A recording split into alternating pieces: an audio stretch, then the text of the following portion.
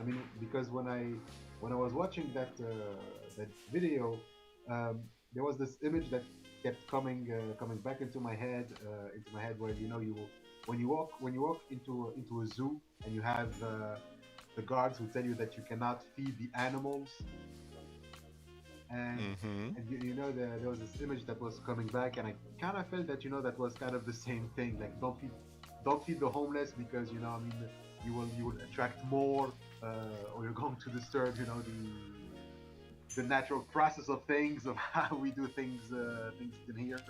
And yeah, like I felt that there was a lot of dehumanization going on there. So Mm-hmm. it's kind of fucked up. It's like you're Yeah, turning, that's yeah. I could make a whole video just on that.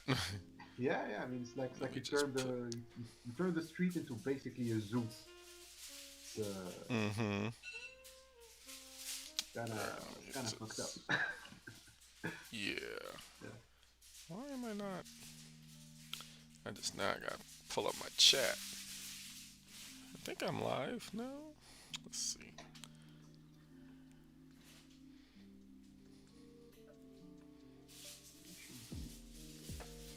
YouTube. Yes. So I just click on it, right? Let's see. It's with my chat.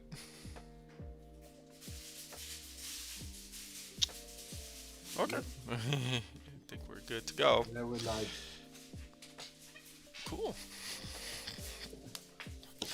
Okay. Yes, we are live, and I'll just get started because it's 7 o'clock, and Yeah. yep, people may join later or not. I doesn't, whatever. I just roll with what's going on, and so hello, welcome. This is the Black Ponder. I'm Neil Trotter, and today we have a special a guest, a recurring guest. I just know him as Ishmael, but I don't have that French accent, so I'm probably saying it wrong. But that's America for you. Americans, we don't know how to say anything, even our own language.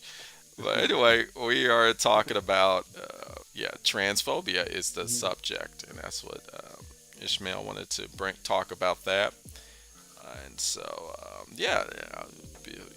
that's cool. And we could talk about the problems, with that, Mhm. and all the the issues going on there. Yep.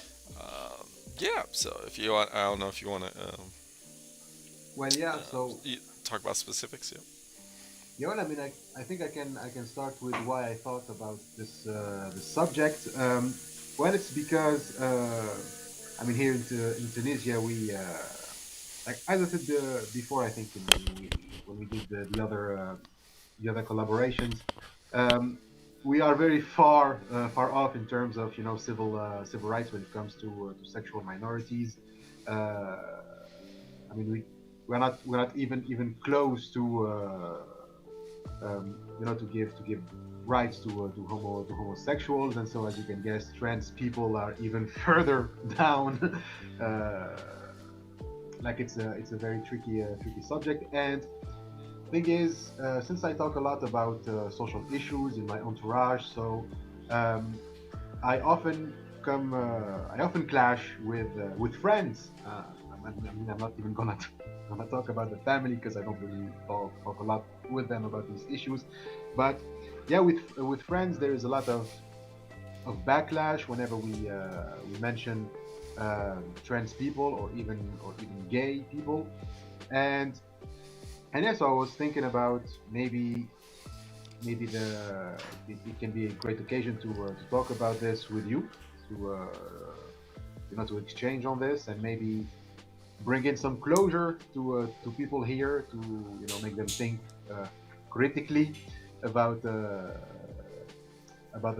subject. And so, yeah, so that's basically it. I even had a conversation this week with some of my closest friends, and, like, most of my friends, they are transphobic.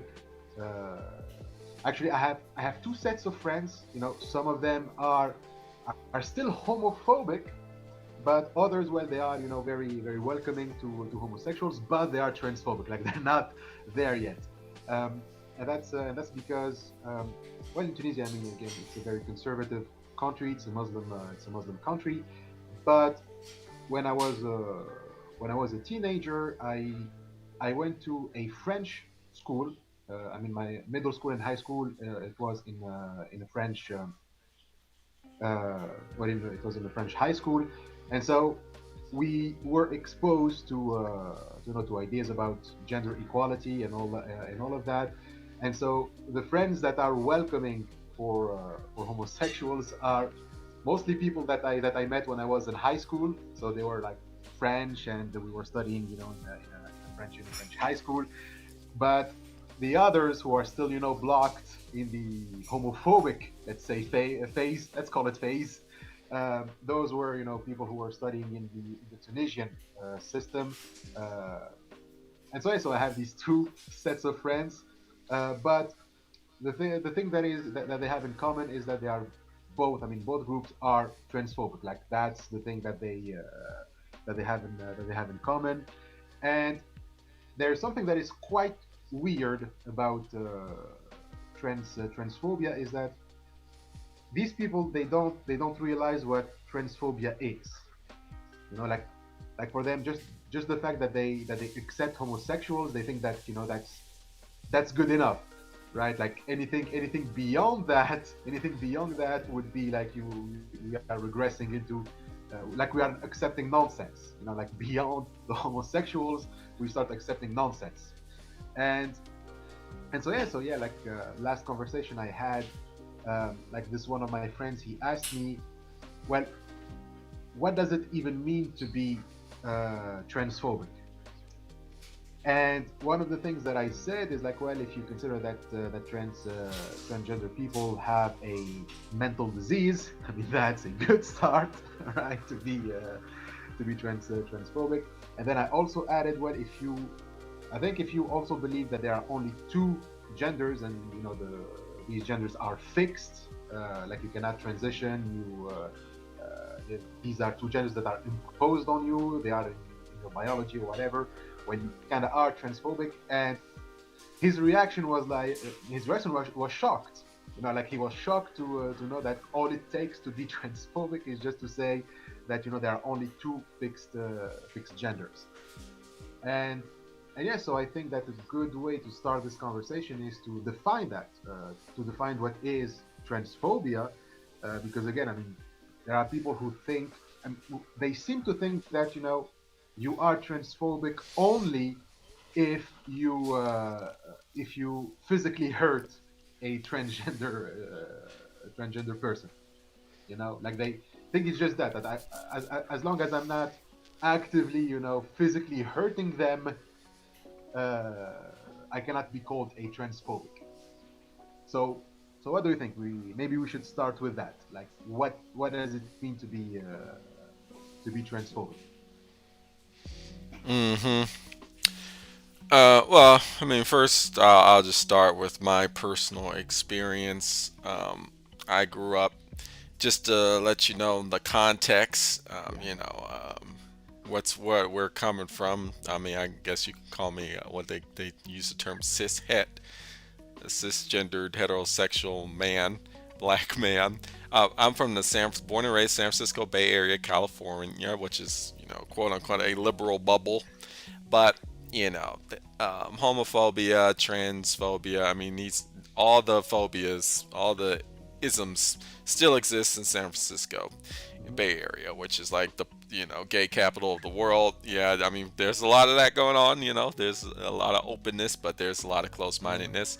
I was raised in a family. It's just like common. It's like Christian, default is homosexuality and queerness and alternate, anything that's outside the heteronormative is a sin against God. And I was raised in yeah, all that belief. Um, and that was just my default. And a lot of people just don't. I didn't even, just my personal. I didn't even think about it. I just was like, oh, I guess you just, it's a sin against God, and you don't think like why is it, you just like, oh, that's what I was told. What happened though is, as I grew up, since I was lucky and fortunate enough to grow up in a diverse San Francisco Bay Area, I grew up with people who were gay, queer, lesbian, all different sexualities. But this was the 90s, so there wasn't a lot of that kind of openness, and there wasn't a lot of language. So I grew up with a lot of people who were like making the transition, or like finding themselves, finding their sexuality and their gender identity, when we didn't really have the words. I mean, back, um, when I was little, it was transsexual, right? Which is now like that's not a term most people use anymore to define transgender. I mean, we used these kinds of terms back then. But I have friends. I grew up with people who, like, they've now transitioned over to, and they're dear close friends of mine. And so I've come full circle with the whole. I know people, and now I'm actually the father of a transgender daughter, which I'm very proud of. So, a very great person. Makes me a better person. The loving my daughter has definitely made me a better person. Uh, and so, like, I think, like, the first thing that comes to my mind is like, well, have you like talked, or have you met? I mean, do you know personally transgender people, right? Because I mean, that's the first thing. And so when we talk about like transphobia, and what does it mean to be transphobic? I mean, are you afraid to like get to know, really like genuinely talk to somebody who identifies as such, in a way that's not like a flippant, like, oh, okay, like, hello, I like to, like, hello, what's your name, how you doing, okay, bye bye, but like really get to know somebody who is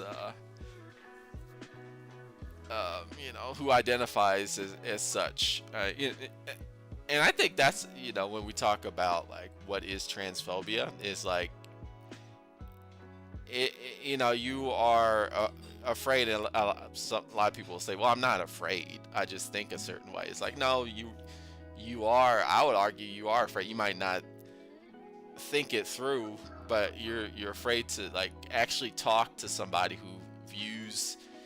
who identifies in a way that you don't understand, right? And talk to that person in a way that you acknowledge their humanness, right? Uh, yeah, because that's what I started doing now, when I started like getting to know people who don't fit in the gender normativity, that heteronormativity, but then also just knowing people who, as a child, as children, we grew up and they were just playing this show, this game, or this like trying to like fit in, but they just wasn't happy, right? And so eventually they truly found themselves. And I saw that human, like, oh, okay, like you're not really different from me. Like we're all the same. It's just, you identify certainly, or we're. And so for me, that was what really clicked for me, is like there is no like, we think like, oh, these people are different, or they're strange and they're weird. Is like, no, they're like, they're just like you. They just they're just different. They have a different whatever, um, and it's like a fear of difference, really. So what is transphobia? It's like a fear of the alternative. It's a fear of like difference. It's a fear of like, thinking outside your established norms. I mean, that's how I identify transphobia. Yeah. Now, I think something that we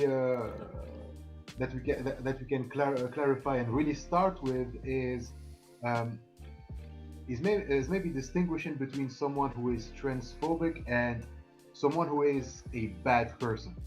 Because during my last conversation with my friends, um, one of them was kind of blaming uh, you know the the, the LGBT community in general, by saying that, they always label you as a transphobe, that you are a bad person, that you are mean, and I think that this is kind of a misconception that someone who is a transphobe, or even a homophobe for that point, means that they are means that they are bad. And I think that when someone thinks like that, when you are going to get a lot of resistance from them to to start thinking critically about transphobia or homophobia or any other kind of it can be sexism or whatever. That if the other person thinks that you are assuming that they are inherently a bad person,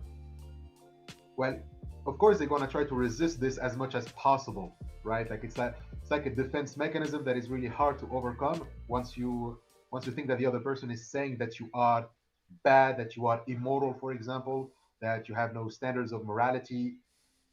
You see what I mean? And so do you Yeah. think that we kind of have to distinguish a transphobe from a bad person, or is it the same thing for you?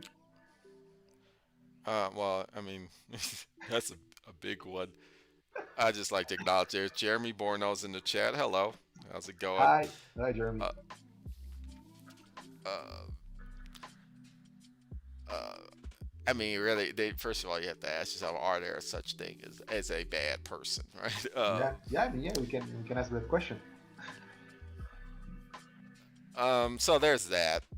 But I'm like, but I'm also on the alignment is like, I'm about like brutal honesty and like, uh, and that's it's swallowing very hard pills, which I know you lose people. I don't like sugarcoating stuff or like making people like are trying to like make things water things down to like Hmm. for make it easier for somebody like if you're doing something bad, you're just doing something bad. Period. Oh, And I've confronted that myself. I'm like, as somebody who was raised in the Christian church, I was like, wow, this Christian establishment is actually making me a bad person. Like, and that was a hard pill to swallow. But mhm. and I know some people be like, they just don't want to like, well, I'm not a bad person. Well, maybe you are a bad person. Shit. I don't know. I think like we gotta be very honest with ourselves. And I know like, and so the question is like, well, you're gonna like deter people. You're gonna like, make people feel bad. And it's like, well, I mean, shit. You gotta like, you got to accept truth. We're all bad people. At some point or another, we're both good and bad. We're people that are capable of very bad stuff and very good things at the same time. So I don't know. I don't like shying away. Like, so I mean, I would say yes and no. Like, are you a bad person for being transphobic? I mean, yeah, you kind of are, but I mean, I'm not. That's not in a judgmental way, but I mean, and you're not, right? Because, like, you're just following the conditioning. But at a certain point, you have to like ask. You gotta like, you really have to confront the truth of the matter. Uh, yeah. So I don't know if you want to further go into that, but yeah, I'm all about like, look, sometimes you do bad shit. Like, and sometimes it's unintentional. Sometimes you can unintentionally do bad things, uh, Yeah. and you gotta wake up. And does that make you a bad person? I mean, it just depends on how you define what it means to Mhm. be a bad person. But it can. I mean, I don't know.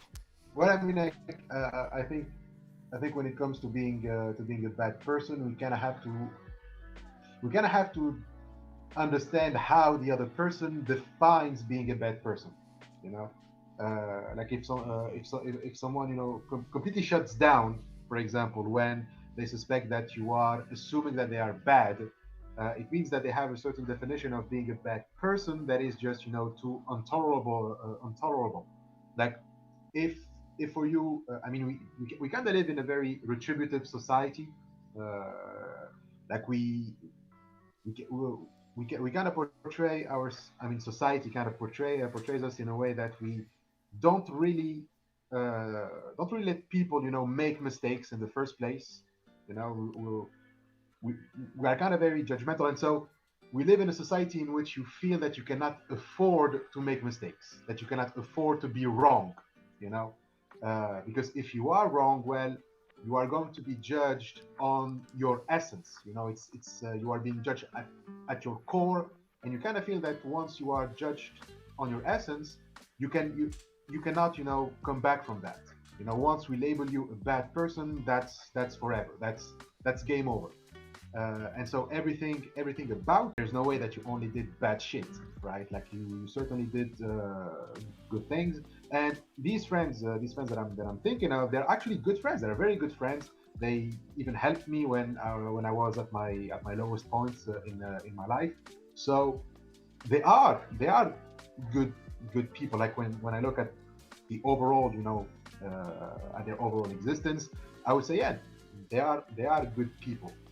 And so they get this feeling that if they are labeled someone bad, then everything good that they did in their life will be completely downplayed or completely ignored, and we will just look at them as this, you know, evil thing that, you know, and if once you label someone evil, well, it kind of gives you the right to do whatever you want to them, or at least that's how they see it. Like if I am labeled evil, then what right do I have to even, you know, plead my case or to even defend myself? You know, I mean, I'm evil. I should get everything that I deserve, right? And I think that with this kind of mentality, if if this is what you think being evil or being a bad person means, well, I don't think that you can have any constructive discussion with someone who thinks like that, right?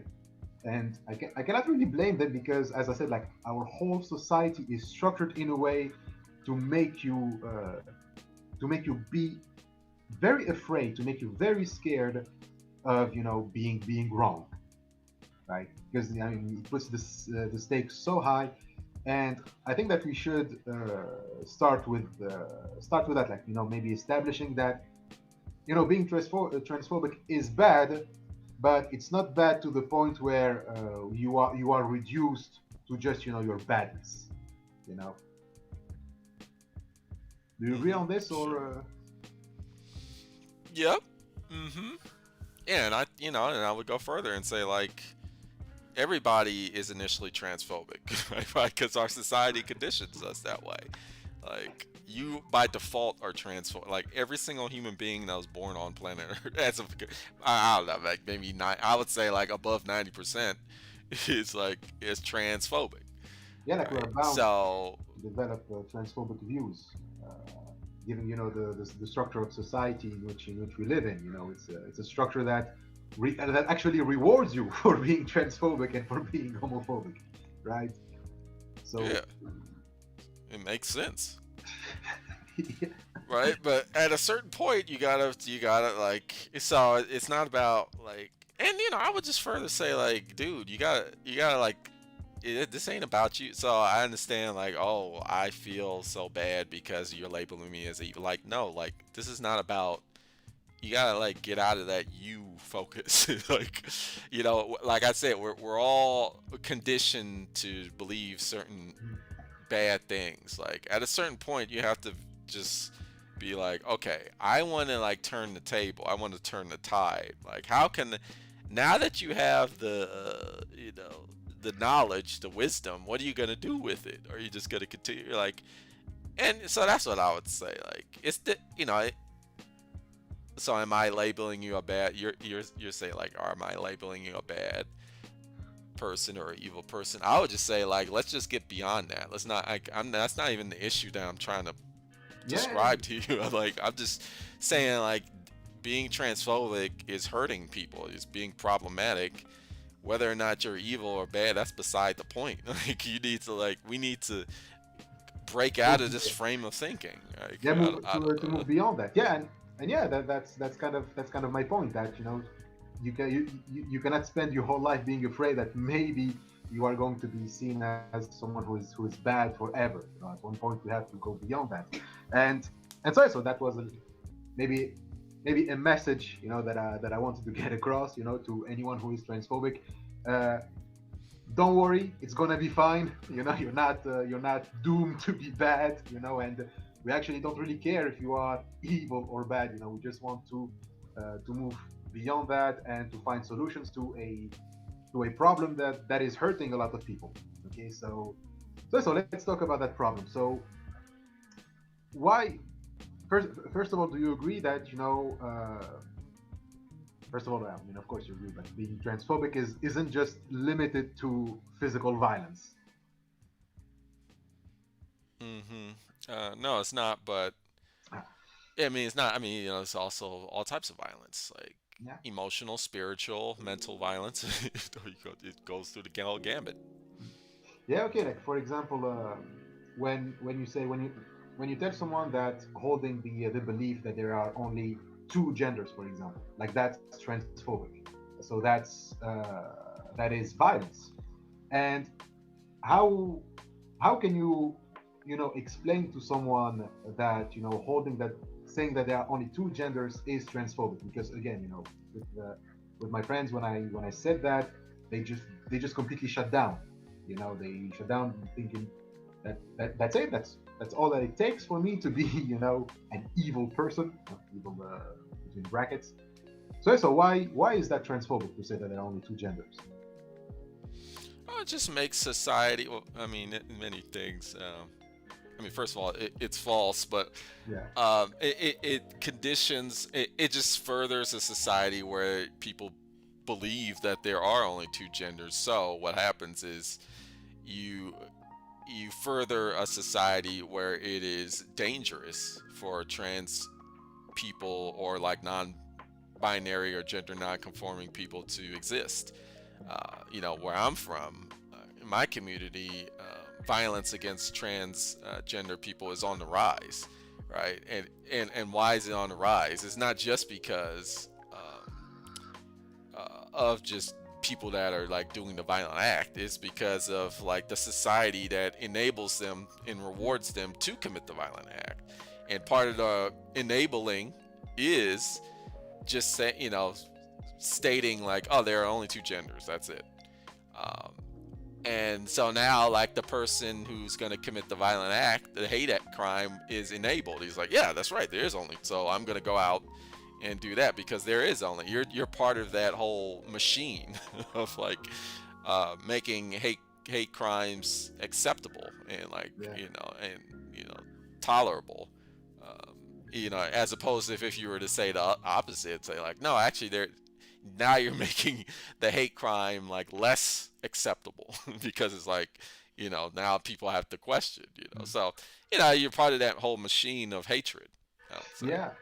Yeah, because I mean, sometimes transphobes, the transphobe, who says that as long as I'm not physically assaulting or hurting someone, is okay.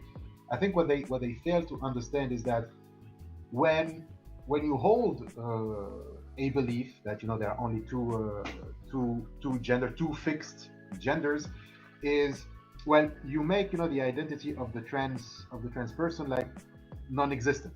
Like that's not a real identity. That's not something that is actually real. That's just something that's either a personal preference, so it's something that I don't have to take seriously, or it is a mental disease. It's something that does not exist. And so once you hold such beliefs that have that kind of implication, well, you kind of have to understand that it puts trans people into a very vulnerable situation. Like if someone attacks them, they don't have anyone to protect them or to support them, because you don't really care. For you, they don't exist. It's like for you, they kind of brought it onto themselves, right, by choosing that certain lifestyle, or by refusing to get some sort of treatment. And so you kind of feel that you have no responsibility in that. you know so it just makes them more vulnerable than they already are when you hold such beliefs. And I think that this is one of the things that the transphobes, they don't seem to understand. And it's weird because they kind of they don't make such reasoning when it comes to other things, like with another friend. Now this one is from the the homophobic for the homophobic group. So she uh, she doesn't want homosexuals to get married, for example. Like for her, that's out of question. But she doesn't consider herself homophobic because what she says that I'm not actively trying to hurt them. I'm not actively persecuting them or anything like that. And I remember one time I asked her, well, do you think that misogyny is just limited to you are hurting women? And she said no. Like misogyny is also, certain ideology, certain beliefs, certain, and I was like, okay, so you are capable of understanding uh, that kind of reasoning, and why can't you apply it to also, homosexuals? And likewise, why can't you also apply it to transsexuals? You know, like it's not just a question of physical harm. It's also about beliefs. It's also about social structures. It's so what can make people who obviously have the right kind of thinking when it comes to certain things, but when it comes to others, the way of thinking completely shifts. Hmm. I don't know. I mean, it was just. I mean, it depends on the person. People think differently for many different reasons. I would push hard on that and I would just ask her personally. I mean, it might be a personal thing that she's dealing with. Yeah, for me, it's just like it's all about having conversations, and these conversations are they don't. It's not like a one-time thing. Like you really have to talk to people to like really understand like why do you think this way, and it could be many things, and that's for like numbers. I mean, it could be transphobia, racism, sexism, Mhm. whatever. Um, yeah, I don't think there's a one answer to that. That like why do people not apply the same reasoning from one discrimination to another? I mean, it really does depend on the person. I would say, but I would say the key is to just keep talking to them because sometimes they don't even know. Like Yeah, for with me yeah, as a young kid, I was just going through the motions mhm, and I just wasn't even thinking it through until I really was. I kept meeting people, um, yeah. and then who are transgender and gender non-binary people, and then after a while, I just started to click. But it can take a while. So, I Oh, know. yeah, that I'm sure. I'm sure of it. Yeah, and it's also what's also funny is that when you actually push them, like this female friend, when I kind of pushed her towards, I mean, why don't you apply the same reasoning to homophobia if you are fluent in it when it comes to misogyny, and sexism, and the answers that they often give is that, well, it's not the same kind of discrimination. Like misogyny is not the same as homophobia or transphobia. And when you ask them, well, in what way? In what way it is different? And this is where when they will go to, well, it is because it's not natural, you know, because it's not real, you know, like I'm a woman.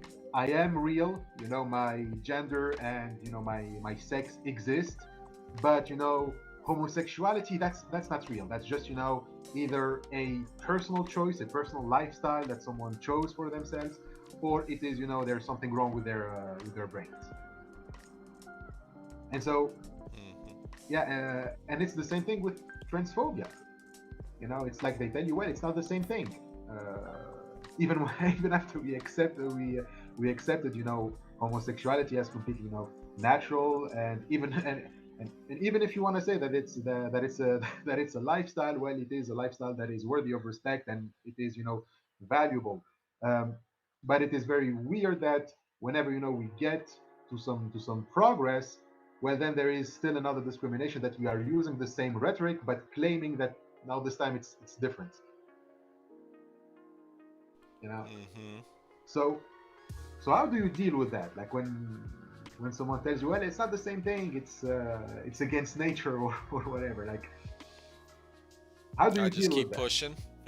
I keep pushing. Yeah, you keep. Uh, yeah, it just reminds me of when a lot of family members would say that about just being gay. They Mhm. would say, because I'm black, and family members would tell me like, "Oh, I don't like how these gay people are saying is like being black. Like that's not the same thing. Being black and being gay, these are two different kinds of." I'm like, "No, it's Yeah, exactly the same thing." And then they would be like, "No, it's not." It's like, why? Well, because I can't control being black, but I can control yeah, being gay. And it's like, no, you can't. You can't control who you love, right? You can't control who you're attracted to. And then be like, yeah, yeah, you can't. Like, no, you can't, right? And then you just keep pushing. It's like, oh, so you are in control of who are you? Like, really? Like, are you really in control? And after a while, you keep pushing, and then they're like, some of family members are like, oh no, actually, I'm not in control. Or other people will just shut down, and they'll just be mm, like, I'm not talking about this anymore. And so those people is like, well, I mean, that's kind of you can't really break. I mean, they're gonna have to find their own path. Now, I've had people who have shut down, and then later they've come around because they gotta work something out mm, internally for themselves, right? But yeah, to me, it's like just don't give up if you really care about their opinion. Just be like, just keep pushing. Yeah, I would say like the whole it's not natural. Like, in what way is it not natural? mm. And then force them to explain it, and it's like, and then just find the holes in their logic. And some people will be ready to hear that, and some people won't. They'll be like, I just don't want to talk about this anymore. It's like, okay, well, I Yeah, tried, mm, but that's how I deal with it. yeah, yeah. That's a very peculiar. That's a very peculiar thing. You know, the famous argument from nature. Like, when they say that, like, it kind of means two things, and they often switch between the two meanings depending on uh, how close they are to losing the argument. Like, first, when they tell you that it's not natural, it's like, you don't find anything like that in the natural world, you know. And so all you have to do is just prove to them that no, homosexuality, for example, exists in the animal kingdom. There are species who practice homosexuality, um, and so once you do that, they often switch to the other meaning of nature, and they talk about, no, no, what we meant was human nature. Like, it's not for human beings to do that kind of activity. I mean, just because you find an activity that is that exists in certain species of animals doesn't mean that human beings should also do that, right? So they switch it to nature, as in human nature. And what is funny is that you find, like, today you also find the same thing with transphobia. Like, they say that you will not find in the animal kingdom uh, animals that switch genders or switch sex.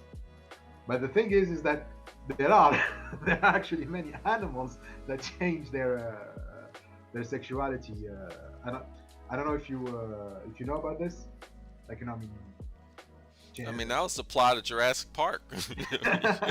But I mean, but yeah, I mean, there are. there's that. But yeah. Yeah, but there are many animals that change their sex or their gender that exists in nature. And Hmm. when it comes to human nature, I mean, that's where the whole metaphysical skepticism gets out of hand. And I mean, it's like, did you ever have a conversation with someone who tells you that it's against nature, but in the sense of it's against human nature? Uh, Human nature. Yeah, like, it's not The something that only we are thing. supposed to do as human beings. No, the only. I mean, don't. I mean, that sort of kind of sounds like the whole. To me, I've gotten a lot of just religion thing where it's Yeah. like, well, God just doesn't. That's not what God wants. And so that's like human nature. It's like, yeah, those are the animals, but we're special because we're humans. We're God's Mhm. people, and God wants us to do this, this, this, and this. I've heard that argument, and that we're a special case because we're God's chosen species or whatever. But I mean, you can go into like, I mean, you can go into that rabbit hole of like, well, how do you know God is saying all this? And then they talk, well, this says this in the Bible. It's like, well, let's look at the Bible. Like the Bible is a collection of books. Many were omitted. Like, why were so many were omitted and others were kept? Well, it's because it's the word of God. Like, yeah, but why does Constantinople and like, Saint Peter they get to decide what's in the Bible and what's not? What about all these other books with that actually? There's a known scripture Hmm. where that refer to God as she, or like there's scripture that actually refer to God as they. But those were omitted from the Bible, right? They were censored out, like hundreds of years ago, and it's like, why? Well, that's God's. Like, oh, really? That's God's chosen, or is it that there's a power structure where it's like that's based off of patriarchy, and if you disturb that kind of like legitimacy, then a lot Yeah. of people are not going to be financially bankrolled anymore. Like, I mean, that's what I'm pushing for. Yeah. Like, so I like I push people to think like that. It's like, I'm just all about the whole look, dude. Like the whole like this whole like gender binary thing. It's just like a social economic power, paradigm that keeps certain people in power and certain Yeah. people not in power. Like, and you're all part. Straight people suffer from it too because they're restricted in this way. Like, Yeah. Yeah. You are. like yeah, like a man has to be like this hyper masculine, like, super ultra violent, like, domineering figure. And if they're not, like, if they, like, you can't cry because if you cry, you're a sissy or a pussy or whatever. And it's like, it's destroying straight people. But so it hurts us too. But it's like, and I like to go in that direction. And like, oh, so it's natural for. I mean, this is why mental health is like going down the drain because we're like forced into these concepts where we think, oh, men are, dominating and violent by nature. Is like, well, no, that's not true. And it's like, that's why so many men deal with mental health issues and like, Yeah. depression and anxiety because they're trying to live up this role of the hyper patriarch, which is like just isn't even real. It's Yeah. false, but it serves the purpose of this is whole financial structure and the whole financial market that just makes billions of dollars off of this mythos of the man and the woman homemaker being the backbone and all. It's just so. I don't know, that's how I respond to those Mhm. kinds of arguments. Okay. Yeah, but what's funny now, and I also find it very ironic. I mean, you brought up the issue of religion and of Christianity in specifically, and you also talked about how the Bible was composed, how they decided on which book to include, which one to exclude.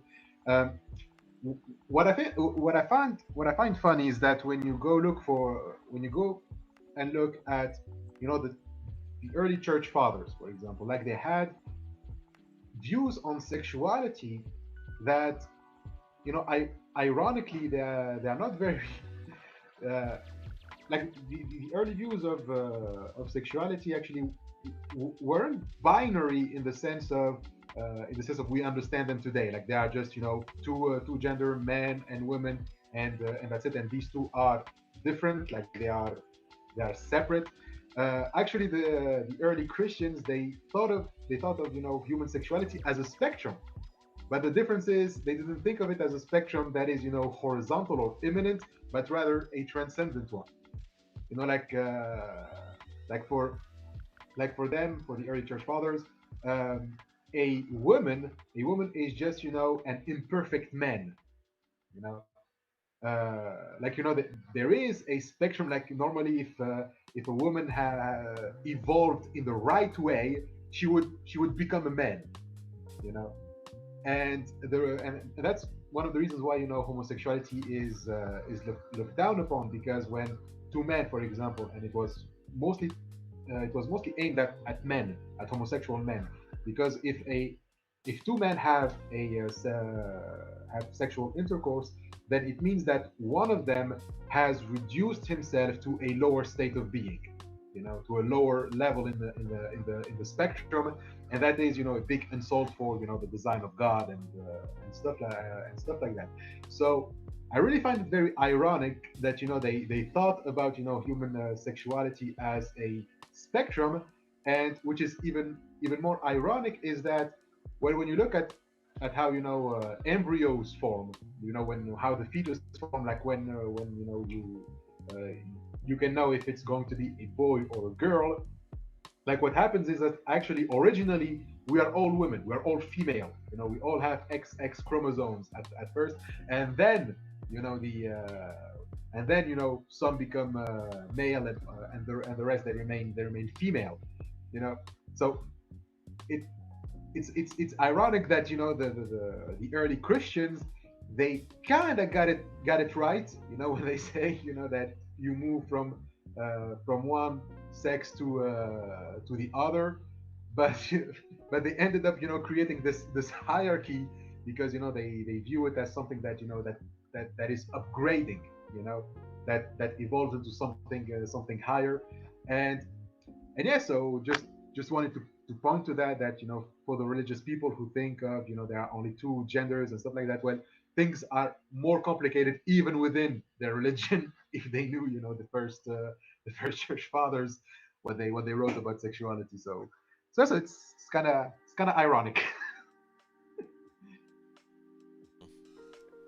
Yeah, it's a little, yeah, it's ironic, but you know, most people who are Christian, and I know because I'm in the Bible Belt.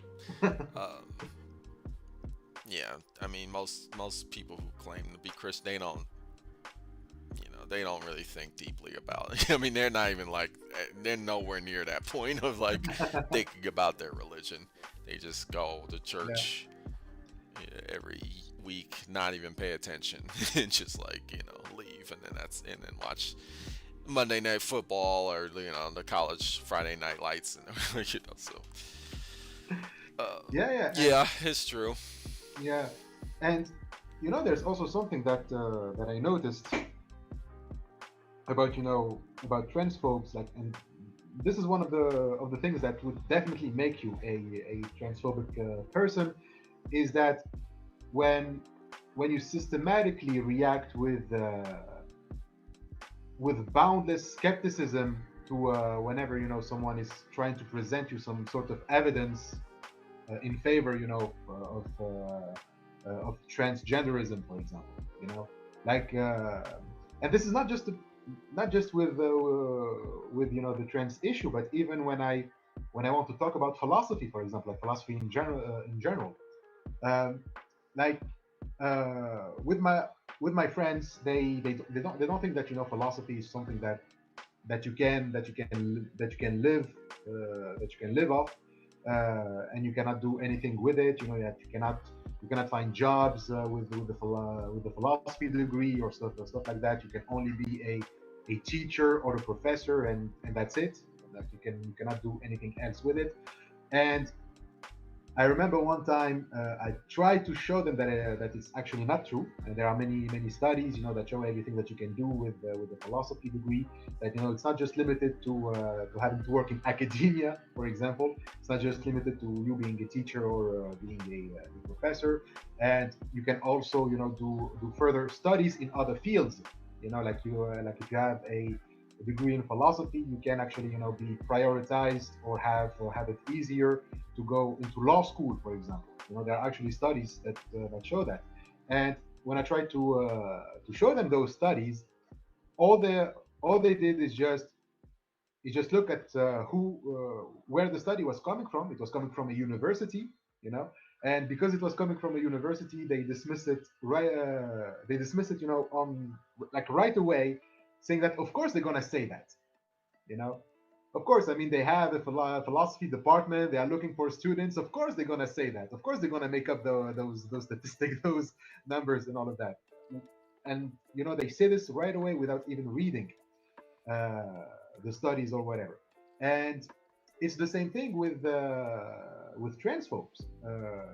Like many times when I suggest that someone either reads an article or watch a video from YouTube, because there are a lot of YouTubers who talk about this issue, who present the facts and all of that. And I'm always met with comments like, well, on YouTube you can make the claim, you can make a case for absolutely anything. And I'm like, okay, well, can you watch or read the reference anyways? And they're like, no, no, no, it's just I know it's ideology. Of course these are trans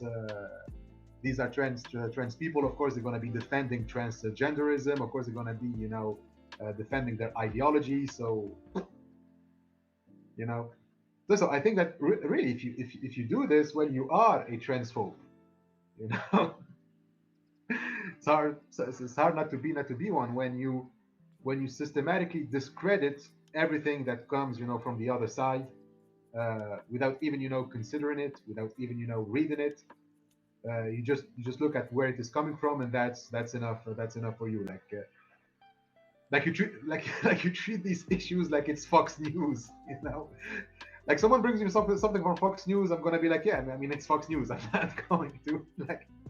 I can understand if it is coming from Fox News, but there are people who are actually working on this, who have arguments, who like you cannot just dismiss it on just an opinion.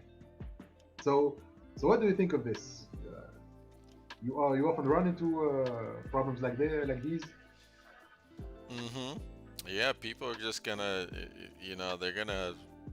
they're either ready to think differently or they're not. That's just all there is to it. Uh, some people you can just talk to them all day and they'll never change. But some people they'll change. It might change a year from now. I mean, I've definitely known people who are transphobic, and and then a year later they are like dating a trans person. Like, I've seen that, so it's like it's possible. But then there's other people who are like, I just don't want to hear it, and it just So I guess my whole thing is you gotta kind of live the the example, and you can kind of like throw logic and reason at them. And some people are receptive to that and others are not. For me, it's just like, I just started being buddies, and I just was like, yeah, no, I don't, I'll speak out. When somebody starts saying some transphobic shit, I'm like, yeah, I don't like that. And people, some people will be surprised, like, oh, really? You feel? I'm like, yeah, I think that's that's a hateful thing, and I think you're perpetuating. And some people are negative, but that to me, it's the whole like drop in the ocean that has a ripple effect over time. Like, it's often you don't really change people like that. It just it takes a while. Like, you create ripple effects, and you can. To me, it's so I say, like, hey, that's how you feel. That's how you feel. I don't share that opinion, and I'll tell you why. And if you ever want to talk to me about it, we can talk. If we're gonna have like an actual like logical discussion about it, like, we're not gonna, like what you're saying. I'm gonna give you some facts and some resources and you can take these however the hell you want to take them. If you just don't want to read them, that's on you. Yeah. A lot of people, if you're like close to somebody, they'll be like, okay, well, let me actually read it. Uh, I would just like to acknowledge we got Nadia in the chat. Hello. Just Hello, logging on. Nadia. Looking forward to hearing the rest of your discussion. Cool. And Chris says people are people are problems just against blatant, overt, in-your-face public exhibition of sexuality. Yeah, first Christians parading around their children as if they are not problems, then LGBT parades, etc. Yeah, just like, I don't know. I don't know really. I think I might have lost some meaning in that, but Yeah. they were trying to do that with the here where I'm from. Memphis, Tennessee, they tried to make drag shows illegal because they were talking about that. They're like, oh, this is drag shows are sexually, pushing sex in front of our children. It's like, yeah, but most drag shows aren't sexual by nature. Mm, Like they're not. They're just like they're an art form where people dress up in costumes. Like if you yeah, like, and most of these people who say that they've never actually been to a drag show before. Of yeah, course, there are drag shows that are very sexual, but there are also many that are not. In fact, most aren't. Right. Uh, and the same yeah, thing with LGBTQ parade. Like a lot of that isn't sexual. Like just because like queerness doesn't necessarily equal like sex, right? There's a difference between sex and gender, right? yeah. They're different. Like they're related, but they're two different things, right? And it's complicated. So that's another thing. It's like Yeah, I mean that's the whole people are like, oh, that's the that's the whole groomer panic that we hear all the time, like this is something true of transphobes, is that they all seem to believe in some sort of conspiracy theory that pedophiles, or that they identify with drag queens, of course, are trying to groom your children. They are coming for your children, like they want to have sexual relationship with your kids, and so what they are going to do is they will they will try to seduce them slowly, with confusing them with gender theories, and at the end they just want to have sex with them. And when when you try to show the facts that it's not the case at all, um, you are often called delusional, uh, something that they love to throw, like, to show that they have some sort of intellectual knowledge, is that they accuse you of doing double think or newspeak. The 1984 novel by George Orwell. You know it? yep, yep. Yeah. So yeah. So if you try not to have a logical conversation with them, they just say that you are just twisting the logic. You just try to make me see that 2 + 2 equals 5.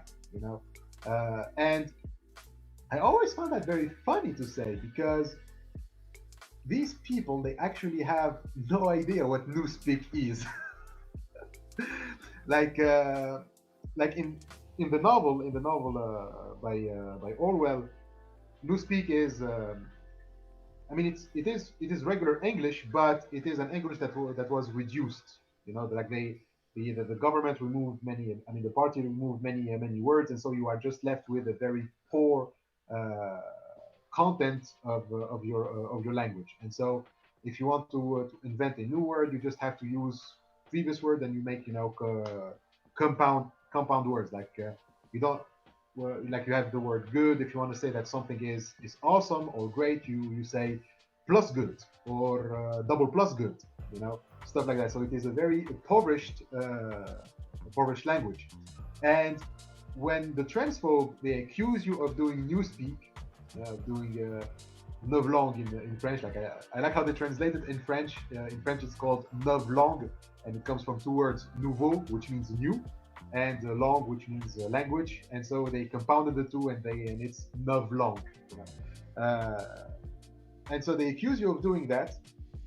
And what is funny is that they don't understand that actually, like, the language, like, when you think of concepts, for example, like the gender theories, they are often labeled as newspeak. They are often labeled as, they are making concepts that don't exist, because they want to change reality, because that's how they understand newspeak. It's just, you make up words, whereas in reality it's the opposite. You don't add words, you don't create new words. You actually remove words. And when you have, I mean, and even Orwell, he thought that when you have just a few words left, you cannot think reality. And I'm gonna take an example with, for example, the term cisgender. Okay, and I actually had a conversation with a friend, like who believes that the word cis man or cis woman is a word that doesn't describe anything in reality. Like it was something that was invented to make me see reality differently. Okay, to make me see reality as it is not. You know, like for this friend, it doesn't make sense to say that I'm a cis man. You know, I'm just a real man and that's it. You know, but if you want to apply this to newspeak, it doesn't work because cisman actually is actually something about reality. Just it was a reality that you are not seeing, and we added a new concept so that you can understand better your reality, how your identity works. It's actually it made language language richer actually than impoverished. You know what I mean? And and yeah, so there are many people who are using concepts that they themselves don't understand, like for example newspeak, novlong, or doublethink, or stuff like that.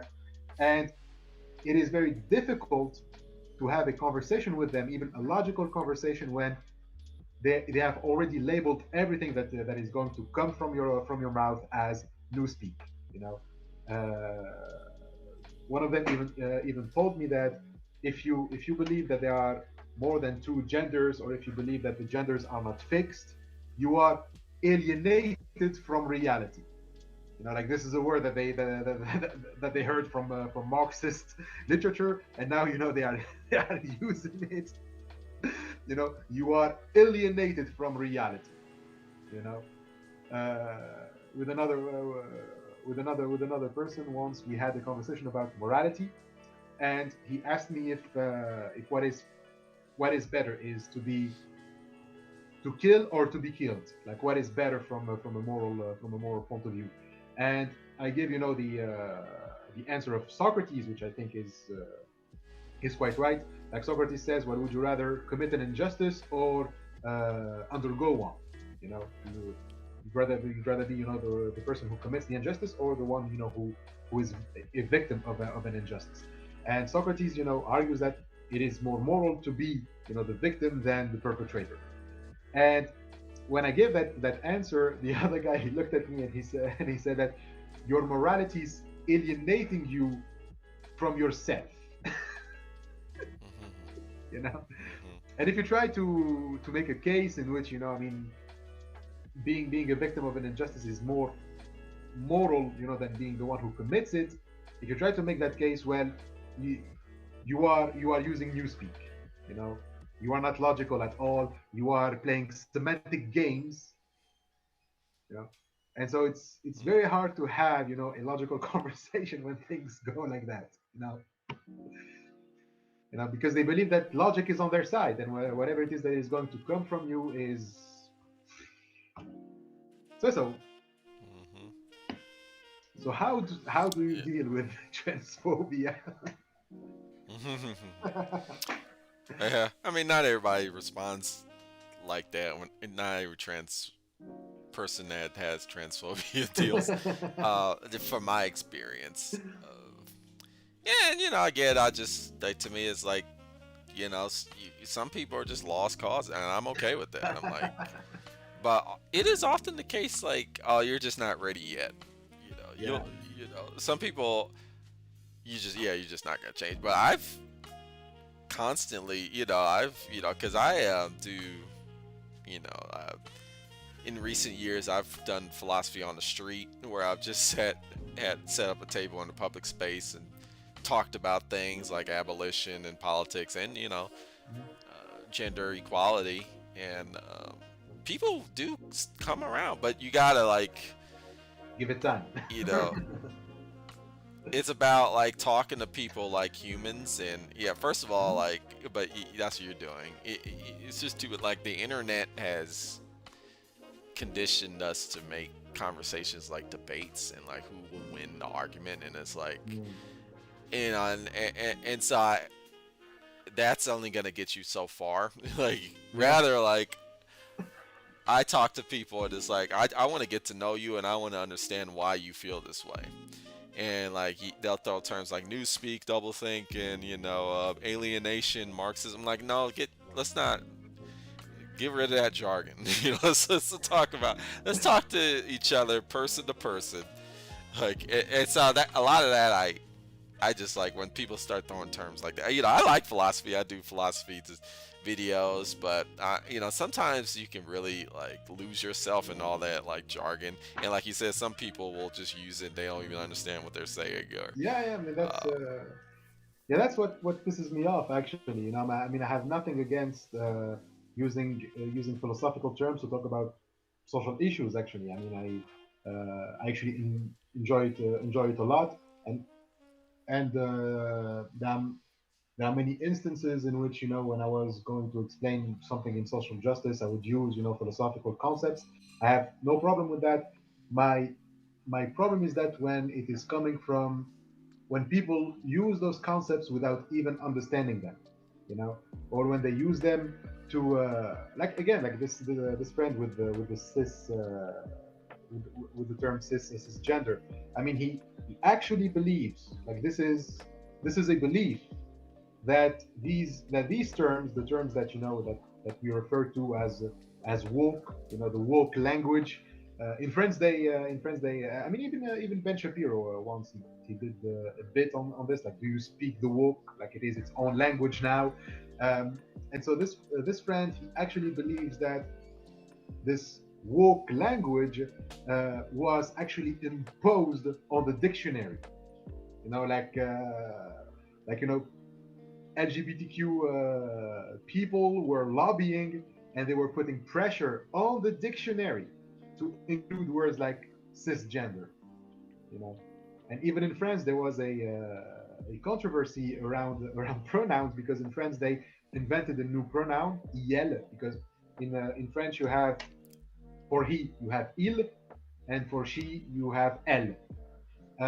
But you don't have a they. When you want to talk about people in the plural, you either use again il, but you just add an s at the end of the pronoun, but you don't pronounce it. It's a silent s, or you say elle if it is a bunch of girls. If it is a bunch of guys, you say il, and so you don't have a term like they. Okay? And so they invented a new pronoun for people who identify as neither he or she. Since we don't have something like they in French, they added a new pronoun, and that pronoun is il.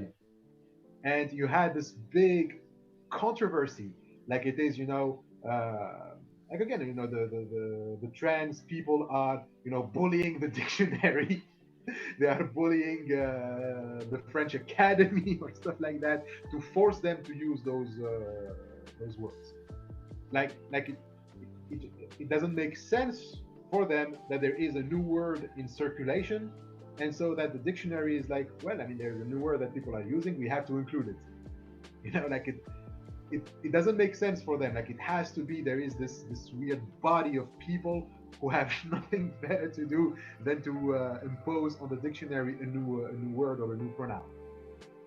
You know, and yeah, and so when someone is so, I mean, as you said, I mean, there are lost causes. Well, I don't want to say that there are lost causes, because I believe that we can still talk about these issues, and maybe we get some progress.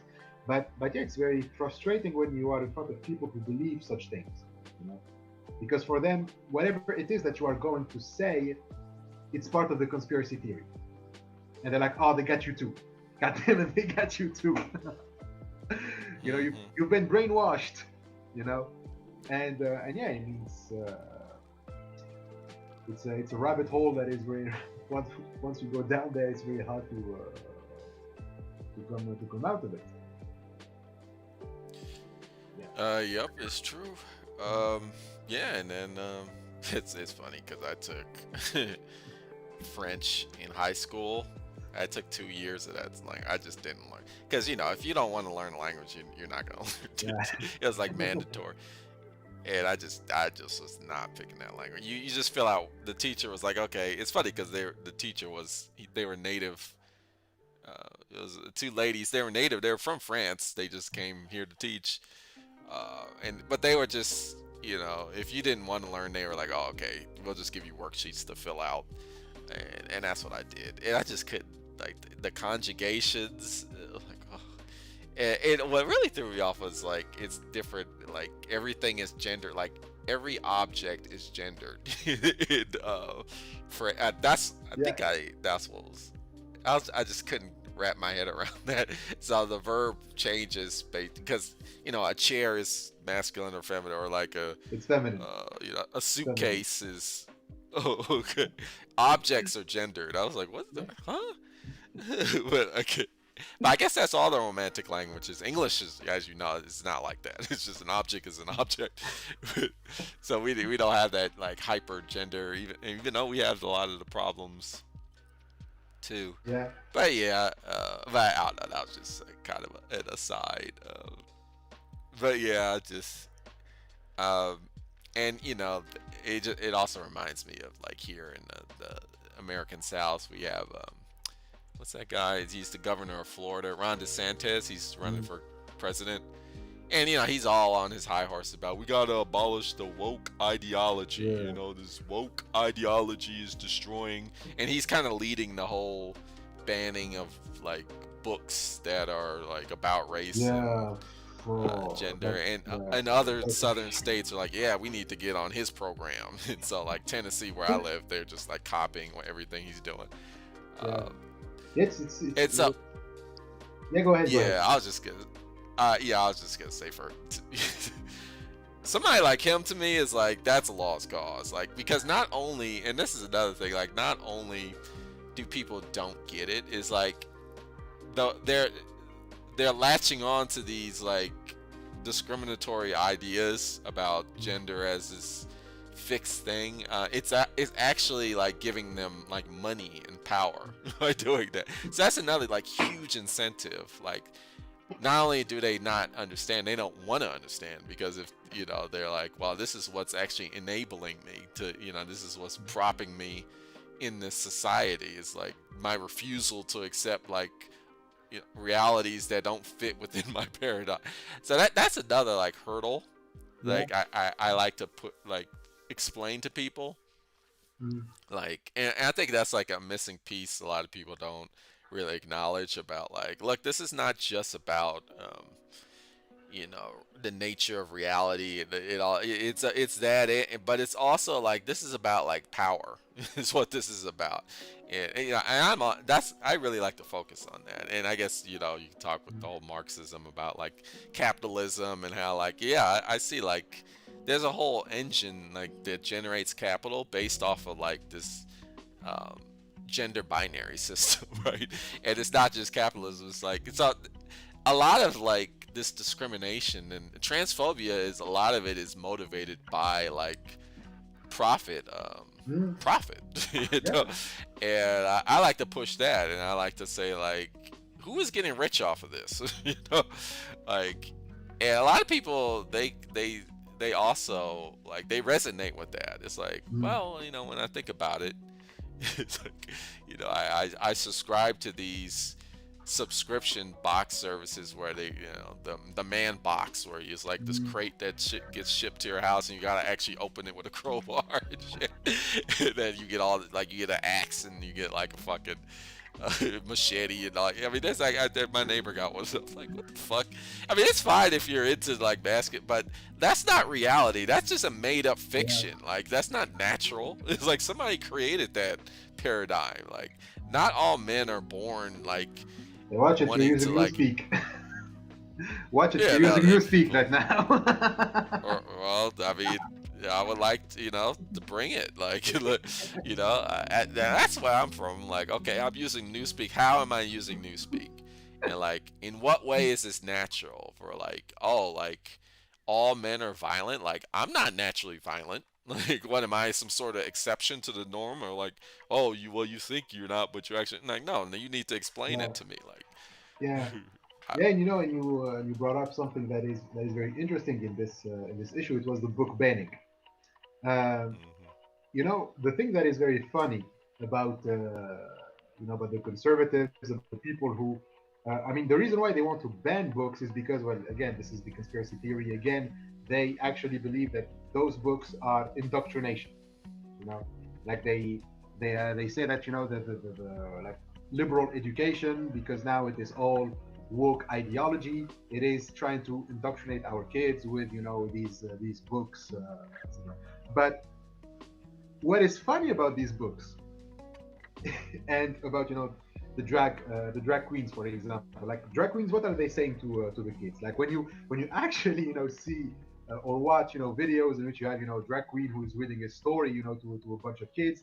They are they, uh, they are telling them to love themselves, to be who they are, to be very careful with sex. Actually, they are not telling them to be promiscuous and do whatever you want and go with whomever offers you a candy bar. They actually tell them the opposite of that. They tell them about consent. They tell them that you can't say no when someone tries to force something on you. And this is what is funny about those books, is that the books, they say the same thing. And there is I don't know if you heard of this, but there was a story about a certain book. The book was It's Perfectly Normal. I think that was the title of the book. And the book got banned. It was one of the books that got banned from schools. And what is funny is that the author of the book once received a letter from a 10-year-old girl, and the 10-year-old girl said that because she read that book, she was able to talk about how her father was abusing her, like sexually abusing her. You know, and there are other stories like that. Like with other books that because kids were exposed to them, and those kids were suffering from sexual abuse from someone in their family. By the way, because most sexual abuse actually come from family members. They don't. Most of them don't come from the drag queens and the transsexuals, or the gays at the gay pride. They come from family members, and and this is what is so ironic, is that those books were actually helping the kids. They were actually helping them to get more aware about consent, about setting boundaries, and even to report offenses. You know, and on the other side, the people who are lobbying against these books, who are screaming, yeah, this is indoctrination. They are the ones who want to enforce laws, like for example, you can marry minors. Like I don't know if you know about what's his name, Mike Moon. Mike Moon, do you know Hmm. him? You know this guy? Yeah, I've heard of him. Yeah. He's I think he's a member of the Senate of Missouri, the state of Missouri. So yeah, so he wanted he I don't know if he did it if the law got if the bill got passed or if it was rejected, but he wanted to make it legal for kids to marry adults, you know, and he also, I think, wanted to make it impossible for those kids to get divorced unless they are 18 or above. So if you are 12 years old and you are married to an adult, that adult can abuse you for like 6 years before you can get a divorce. And so these are the people who are claiming that the transsexual and the woke people are brainwashing the kids. They are indoctrinating the kids. And yeah, it's funny. It's also the same people who are religious. And I mean, we have no evidence of a history of pedophilia within trans communities, or at least systematic pedophilia. But we have a lot of that in churches. We have a lot of that with priests, you know and the people who are trying to restrict trans rights, they are completely fine with letting their kids hang out with priests. you know Hmm. so So yeah, so I mean, those are the ones who remove the books that are supposed to, to protect kids. They are also the ones who are actually imposing a certain lifestyle on kids. They are the ones who are actually indoctrinating them. And yeah, so this is where, I mean, Mm-hmm. you know, so these are the ones who are against teachers who tell kids like it's okay to be different. You know, Right, right. yeah, You know, and we got Chris in the chat says DeSantis won't be able to ban any books. LOL. Just go to any print shop. They will literally print anything. Ha ha ha. That's the power of profit motive. No, no. They actually. Well, here in I live in a state that I think it has. I think this Tennessee has the strictest book banning policy of all 50 states. I might be wrong. It has one of the strictest. And yeah, you can't use certain books. You can't. The teachers will. I mean, you can get arrested. Teachers, and if you were to like go to a print shop and print them and then bring them to school, I'm gonna teach you. You can't do that. Like, yeah, legally. Like, you can't do that. So yeah, no, it's definitely the banning has happened. Right now, you can still like some libraries you can't. Some you can. Some you can't. It's just, like, if it's a library associated with a school, then you can't. It's banned, right? A lot of these books. You can still get access to them, but you just can't teach them in school. So, people aren't learning about like alternative or like points of view that are outside just the heteronormative patriarchal viewpoint. And so what we're talking about here is these books that talk about consent mhm, and like self um, what is it, self-esteem, and believing in yourself, and finding your own path and things like that. And I'll just go again and say, like, why are these books banned? Right? It's because they disrupt the power structure. It's yeah, like we live in a rape culture. Like, that's what we live in. America is a rape culture centric, where America operates off of a society where women can't decide. Right?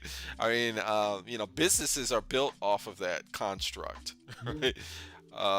And so, like, if you start teaching little girls, or like people who are like identify as feminine, right? If you start teaching them about things, then what's going to happen is a lot of companies are going to start losing money, right? yeah, And so, a lot of people who are in positions that have built their entire power off of like these myths of like, well, women are supposed to be homemakers, and if people just stop believing in it, it's like, wait a minute, I don't feel that way, and I'm a woman. I don't want to have kids. So, like, that's not something I want to do. And so, like, there's this entire like financial, like, institution that just collapses from that. yeah, And so, to me, like, that's why these books are being banned. Same thing mhm, with it's not just LGBT. It's like books that talk about racism, and alternative religions. Like, here in America, like books that speak about Muslim and like mhm, Islam, they're getting banned. Right? yeah, Because the Christian religion is not just, it's not a religion, it's a business. Like, it's a corporation, right? Like, so mhm, much money is generated off of Christianity. Right? So yeah, if people start like saying, wait a minute, like, I don't have to like constantly donate money to like the Christian church. Like, it threatens the power, right? yeah, It's you gotta look at it from that angle too. Is all I'm saying. So that's another huge aspect of transphobia mhm, is transgender identity threatens the American power structure, and like the power structures of many other countries, because a lot of countries are like, they're framed, the foundation of a lot of these countries are this binary gender, patriarchal, heteronormative, like society, right? mhm, So it's a huge threat, right? And so, like, that's when you start thinking differently, like you're discouraged because like the powers to be like, no, no, no, don't think like that. You know, we gotta make sure this money is flowing properly. Yeah, That's all I'm saying. yeah. Yeah, I mean, there's even a great book called Book Banning in America, in 21st Century America. I think that's the whole title by a scholar named Emily Knox. I think that's how it is pronounced. And yeah, I mean, she explains that, well, basically the reason why we have so many book banning, and you know, the book banning actually it mostly comes from parents, you know, parent groups and associations like Moms for Liberty, for example. Like that's a big group that you have in America that is lobbying to get rid of certain books. And then she says that the reason why these parents want those books to be banned is because uh, they they transmit other sets of values different from the parents. You know? And the parents don't want that. The parents, they want their kids to have uh, their own set of values, like the set of values of the parents. And that is because, well, they because I mean, she draws on Pierre Bourdieu, who was a French sociologist in France, and he had this theory of cultural capital. And so basically, you know, your capital isn't just money, but it is also, you know, what kind of books do you read, what kind of culture do you have, and and that culture actually goes hand in hand with, you know, your economic capital, you know. So if you want your kids to hold on to the economic capital, you know, and so to transmit it and to make it bigger, you also need them to have exactly the same values as you have, you know. You had a certain economic capital, you wanted to you want to pass it down to your kids, and you want your kids to continue, you know, make it bigger and pass it down to their kids, etc. So you need to make sure that they will have the same set of values as you do. So yeah, so if you know, being transgender can disrupt, you know, this set of values, it means that, you know, basically your family is going to lose the capital. You know, and this is why, you know, many would equip this with, you know, communism, because communism is all about, you know, sharing the capital with everyone and not, you know keeping it into one family or into between one hands. So directly, you know, they I mean, they connect the dots. If it's transgender, means I cannot, you know, pass down my capital. Oh, it is communism, and it is, you know, leftist ideology. It's wokeism, and you know, we have to throw it all. We have to block it all out. And so yeah, so it is funny that you also mentioned the case with Muslims. Is that because, you know, again, this is where you see that people are aware of that kind of thinking, but they don't apply it to the things that matter actually. Because you see, if for example in Tunisia, everyone is keen to say that uh, that when people, you know, try to label Muslims as terrorists, that's ideology, that's wrong, that's bad. We shouldn't, you know, buy into that. So they are aware, you know, of that kind of reasoning, you know. But strangely, when it comes to this issue about sexuality, they apply the same reasoning, you know. Like all transgender gender people are rapists. All of them are pedophiles. You know, just like, you know, we were saying that all Muslims are terrorists. You know, and yeah. So again, this is another example, you know, of this, you know, weird contradiction that, in their thinking, um, and yeah, because they can always fall back into the, well, it's not the same kind of discrimination, you know. You, like again, I thought about this just now. I mean, while we were talking, but it was exactly the same problem with, for example, evolution. Like I don't know if you know of the monkey trial. Have heard of the monkey trial? I think so. I think I remember that. I think they made a movie out of that. Yeah, I'm not probably, sure. probably. I don't know about the movie, but basically, you know, there was this teacher who was I think it was a primary school. It was back in the 20s, I think. I think it was in the 1920s. And so he started teaching evolution in in that school, and of course that school was predominantly Christian, and so they had this whole trial against this teacher, and I think the lawyer who was defending this teacher was Clarence Darrow, and it was called the monkey trial, and so after that they tried to ban books that would teach evolution and all of that, and today we look at those events and we're like, well, yeah, those people didn't know what they were talking about, because evolution, we take it to be true now. It is established and all of that. So yeah, so the people who were against evolution, yeah, they were nuts. They didn't understand anything about science. But when it comes to transgender issues, all of a sudden, it's not the same thing. Evolution was based on science. Trans identities, they are just things that people make up in their mind. So it's not the same, you see. And it's the same thing with the racism. Like when you try to show that racist people were using the same kind of arguments, like they were saying that.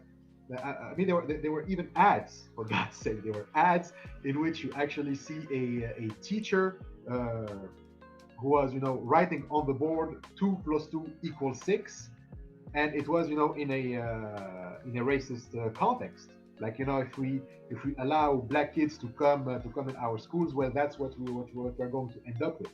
We're going to end up literally with a reference from 1984. And so here, today people will say that, yeah, but it's not the same thing. That was obviously nonsense. But I mean, the transgender people, they are denying biology. They are denying basic biology. And even if you push, they will fall back into the whole idea of, well, you are opening the gateway for pedophiles.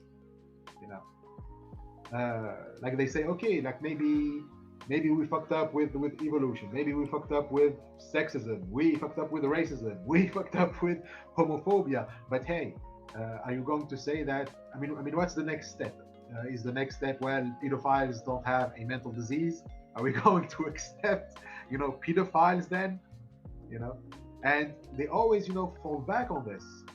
And if you try to explain to them, well, in the case of pedophilia, you can actually make a case that it's not the same, because pedophilia doesn't take into consideration consent. Like we don't even need to argue that pedophilia is a mental disease. All you need to do is say that the kid cannot give consent.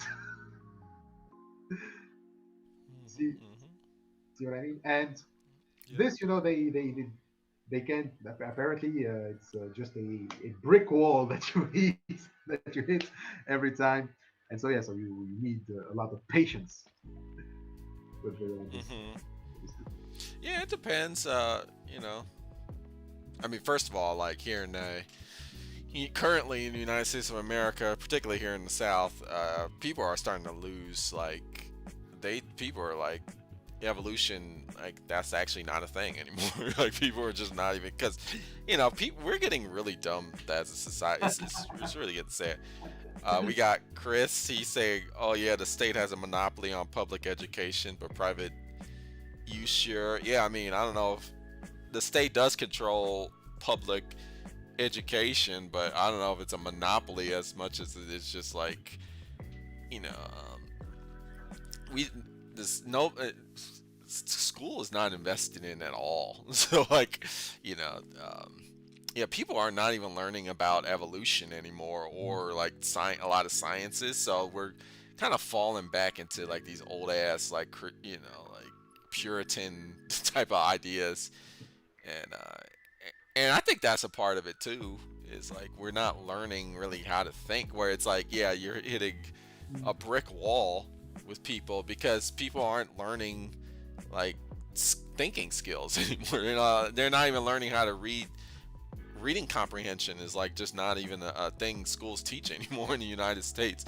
Especially here, if you can look up like Tennessee school. I mean, it's horrible. It's abysmal, and that's on purpose. I feel it's because the less educated populace is a less powerful populace. So you deprive people the ability to like, actually like discuss things reasonably, if they're just like, no, I will not accept, oh, like transphobia equals pedophilia, and they're not even like thinking through, or they're not even acknowledging like the parallels of like, yeah, Well, yeah, of course we're not, all Muslims aren't terrorists, but yeah, all transgender people are pedophile. Like, don't you see but no, because it's not the we same. don't, It's not the same. It's not the yeah. same discrimination. But I don't know how it is in Europe, but I could totally see how that's here because people aren't even being taught how to like think things through anymore. Like you really have to sit people Yeah. down, Mm. and I think that's design. I would say like the other thing with transphobia is like that. Not a lot of transphobic people I meet is not that isn't the only thing. A lot of people have this really so there's the whole like, oh, they're deviants and they're out to get us, but then there's this whole like, like, no, this is a woman and this is a man, and I refuse to accept if you're a man, you're a man, and if I don't, that whatever that is, that's not a man, and that's like their thing, where like Yeah, they don't yeah, even go into the whole like deviant thing. They're just like, we have to yeah, remember what it means to be a man, and we have to remember what it means to be a woman, right? And they're just so locked into that, right? yeah, yeah. And that's an easy one to like. That's a very easy one to, because I would argue like, well, what I say is like, what does it mean to be a man? What does it mean to be a woman? Those Mm, things are constructed socially. Like, yeah, those aren't natural. Like, well, a woman is kind and compassionate. Like, a man isn't. Like, I don't understand. Well, a man is a defender. Like, it's like, where do you get these concepts from? It's like, different well, it's energies. natural. Really? Like, if we Yeah, really explore this further, we will see like, all of these ideas we associate with like manhood and womanhood, they're just like these constructions that have like through the ages, like they're not is not natural. It's just we've constructed these things, and I had these conversations, but it takes a while. mm, I'll just say like, let's think about the source of where your ideas are coming from. And yeah. But I think eventually you like, yeah, sure. Go yeah, ahead, go go ahead, ahead. son. No, no, sorry, sorry. Go ahead, go ahead. Finish your thought. Well, I always say like, we have these concepts. I even ask people who are transphobic. They're like, I don't. They're like, well, we're losing what it means to be a man or what it means to be a woman. I'm like, well, and then I ask them, well, what does it mean to be a man? What does it mean to be a woman? And then they'll struggle. They'll be like, they'll be lost and like, and then they'll be like, I don't know, you tell me. It's like, no, I'm asking you.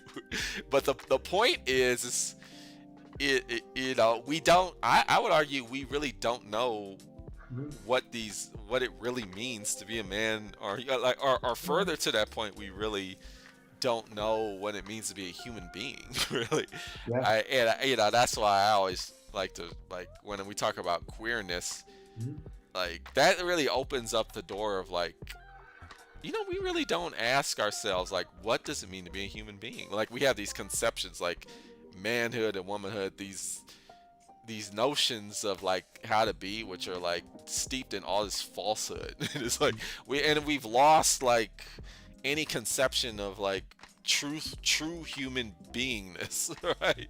Like, yeah, what does it really mean to be a human being? Right? We just like kind of in this prison of like gender binary, and we don't really open our minds to think about like, what does it mean to be a human being? Like, oh, if, well, first of all, we got to establish whether you're a man or a woman. Okay, now that we have established that, you need to do this, this, and this, which has really nothing to do with like actually being a human being, and it has everything to do with conforming to societal like power structures. Right? yeah, But that's my whole thing. yeah. Well, this reminds me of a philosopher. Her name is Talia. I think that's it.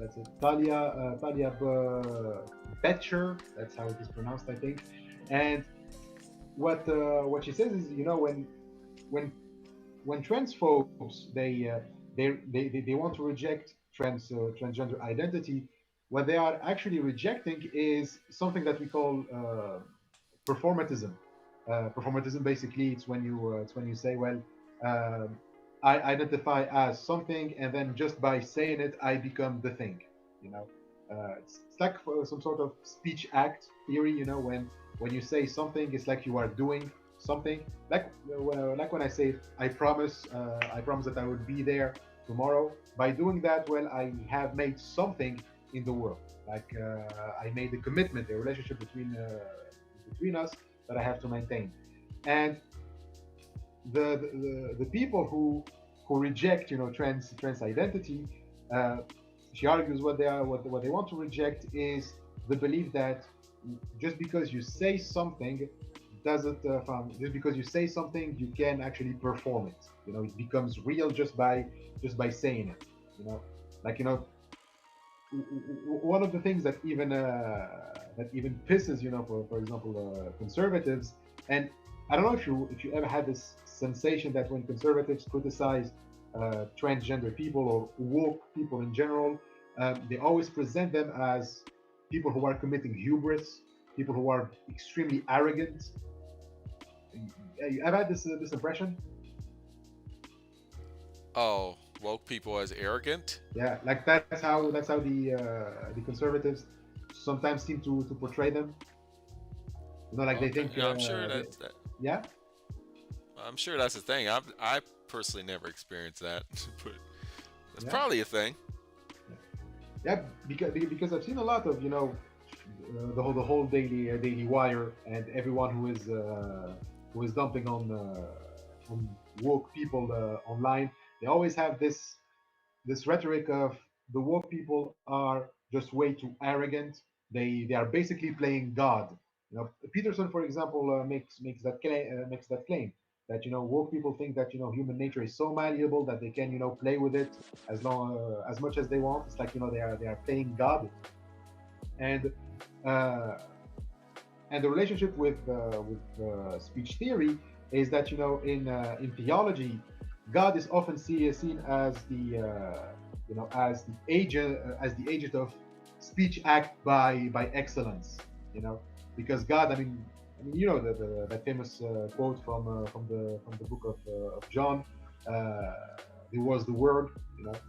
God uttered the word, and the world showed up. Just with His speech, God can create the world. and Hmm.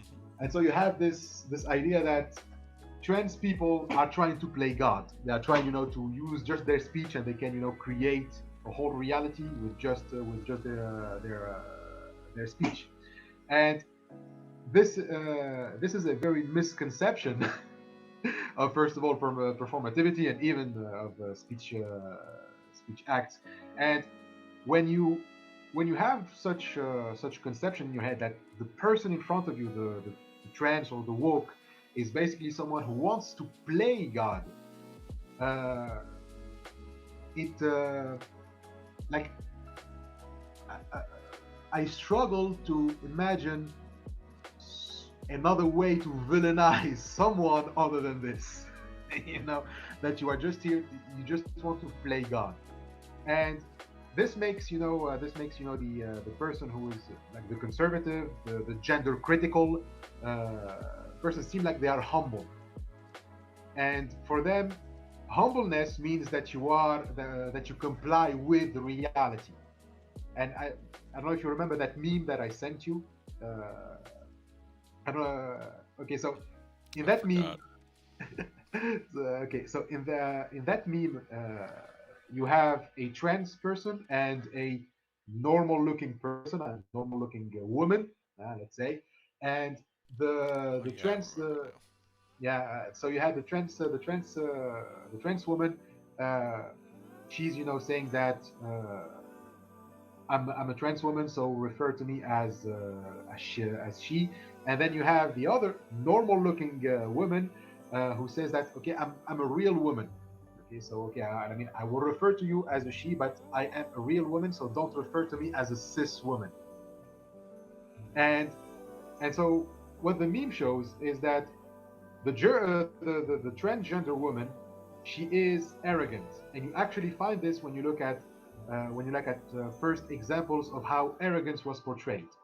Arrogant people would often seen, as they are deformed. They look weird. They don't have proportional bodies, and that's exactly what was being shown in the meme. The trans woman had all of her features exaggerated, like she was basically ugly. She was ugly to look at, and the humble one, the one who is in the real, like I'm the real woman. She's portrayed as perfectly, proportionate. Like everything falls into place. It's all harmonious, and and that's how transphobic people see themselves. They see themselves as they are perfectly humble. They are perfectly proportionate. They are in the real. They are in reality, while the others they are not. Like the word cisgender is not a real world. It's not a real word. So I'm going to use it.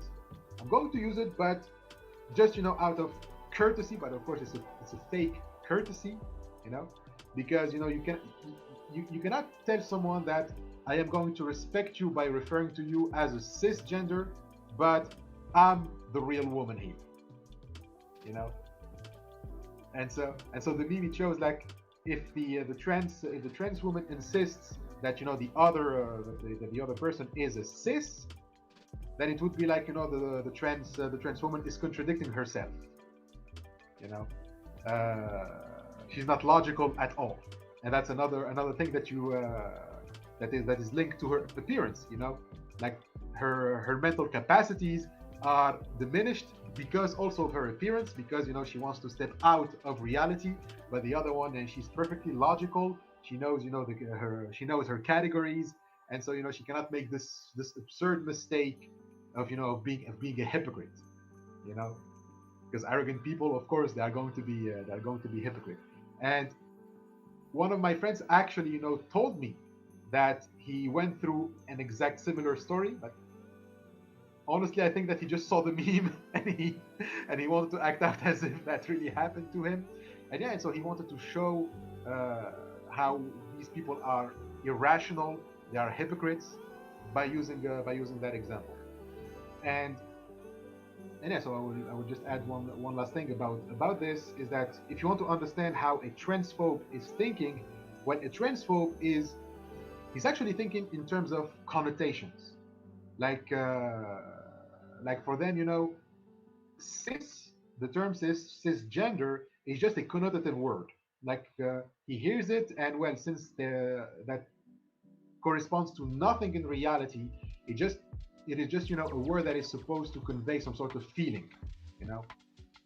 And so they hear the term cis, and they're like, okay, cis. Well, I associate this with irrationality. I associate this with totalitarianism. I associate this with delusion and all of that. And so I'm going to use the same thing with my word real, okay? Because even real is a connotative term, right? Like real means that I'm rational, I'm thinking clearly, I'm proportionate, and you are not, you know. And so they think that this actually shows the irrationality of the trans women, but actually just shows the irrationality of the person who says that I'm real, because they didn't understand what does it mean to be cis. Like being a cis or a transgender woman is being real. A cis person is real. You know, it's not a personal preference. They take it as a transgender woman, her identity is just something that she makes up. Like it has nothing real. Whereas the term real woman refers to something that is actually in reality. You know, and so yeah, so that's basically how they think, I guess. Like they don't understand Hmm. these that cis trans, they do correspond to things in reality. They do correspond to an actual phenomenon. You know, I mean, even this friend, I tried to show him through an argument, through a very simple argument. I told him, well, how do you define cis? No, no, it was, this is the definition of a cis man. It's a man who identifies with the gender he was assigned at birth. Do you agree with this definition? He says yes. That's the definition that for cis. And then I asked him, okay, so do you do you identify with the same gender that you were assigned at birth? Like, is that a fact? He said yes. And so I was like, so you are cis. And he says, no, that's the stupidest argument I ever heard. And that's when he started telling me, well, I mean, these people, they actually put the word cis because they were lobbying against the dictionary. And, at that point, I just gave up. Yeah, to me that I just interpret that as oh you don't really care about reason. You just want to be right, and you don't want to change your ideas. I mean, that's what it means to me. Where it's like, oh, you say you're logical, but you're really just throwing logic. And this is an ego thing, that's how, and I see that a lot. And don't be fooled, but I know you're not. But a lot of people do get fooled. They like these smart people. Uh, they Yeah. start saying like, oh, this and this, and I'm a logical person and I'm reasonable. Like you're not using logic at all. Somebody like Peterson or Ben Shapiro or all these people, it's like, yeah, you're trying to like put up this front of being smart, but this is just an ego thing, and you're just saying this shit because you don't like people to watch you talk, and you like the sound of your voice, and at the expense of hurting people, they don't care about that. So, and then so for me, it's like, oh, your ego is more important than the suffering of people. Yeah, okay, so that's how much respect I have for you. But I mean, that's just how it is, and that's how I see it. Good But point. we Good point. have they love Judas in the chat. He said the love hello. Hello. Um, but for me, it's just like, look, because I've had people who are, transgender people have told me, like, look, I have to transition or I will kill myself. Yeah. Or if those kinds of things, like, I'm in tremendous suffering because I have this extreme body dysmorphia uh, situation going on. And so when I hear that, I'm just like, okay, clearly this person is suffering. We should just do whatever we need to do to end the suffering. And so and this whole like argument is like, well, if they do that, then they're gonna harm people, because they're gonna spread pedophilia. It's like, no, it's like obviously that's not gonna happen. I mean, we could talk that through to a certain extent, but if you're just gonna throw in these false like pseudo logical claims of shit, it's like I'm not here for that. I'm Yeah. here about like ending people's suffering. And if this is just an ego thing for you, or if you just don't want to admit you're wrong, or if cause, and that's how I see it, because to me, like, a lot of it isn't like, okay, some of it is like there is a significant amount of it where people are just not understanding.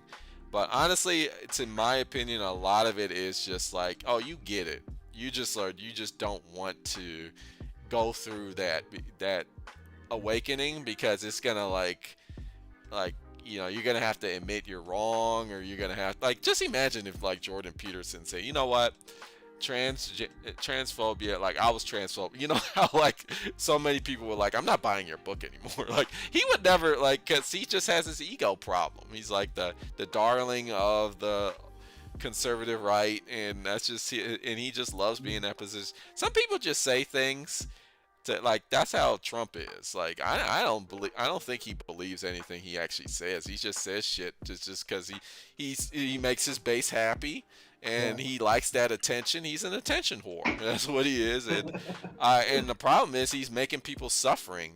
He's saying like these things that are very harmful to people. Like, stuff he says actually like increases hate crime in entire countries. But he doesn't give a shit about that. He's just like, I just want, and so it's for me, it's like there's a point where like where rationality some people will be like, well, I'm being very rational. There's not, like, no, you're not being rational. You're using this pseudo rationalism just so you can like boost your ego, or you're just afraid to admit that you're wrong. And that's fine. The whole thing about like when we went in the beginning of our discussion, or it's like, oh, are you calling me a bad guy, or you calling me evil? And it's like, dude, it's not even about that. Like, this is not about you. Like, this is about like people are suffering here. Like, get out of your own head. Like, that's irrelevant. Like, I know some people, because I was in that mode. It's like, oh, what are people gonna think about me?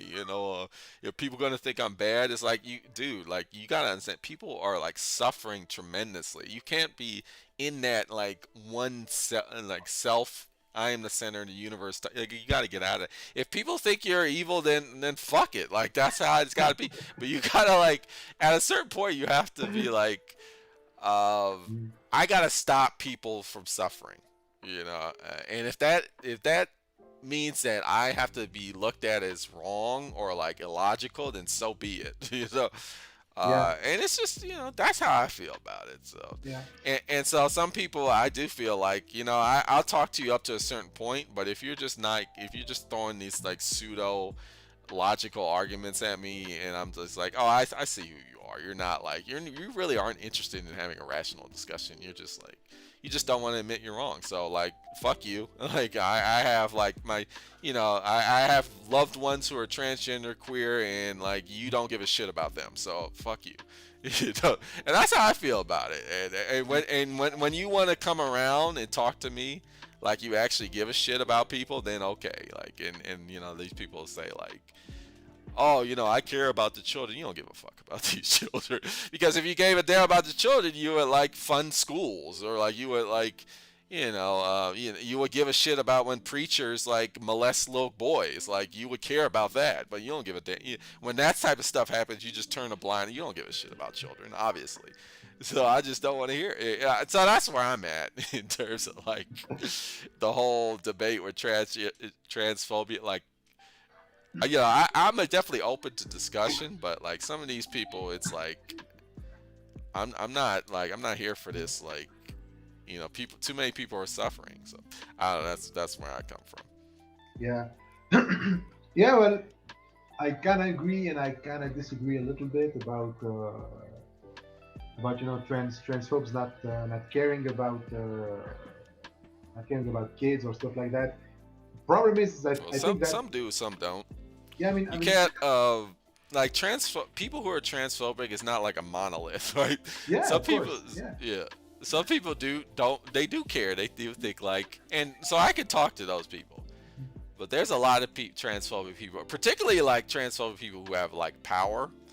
Um, yeah, a lot of those people like they don't give a shit. But maybe you disagree with that. But I mean, I don't know. That's yeah, how I feel about it.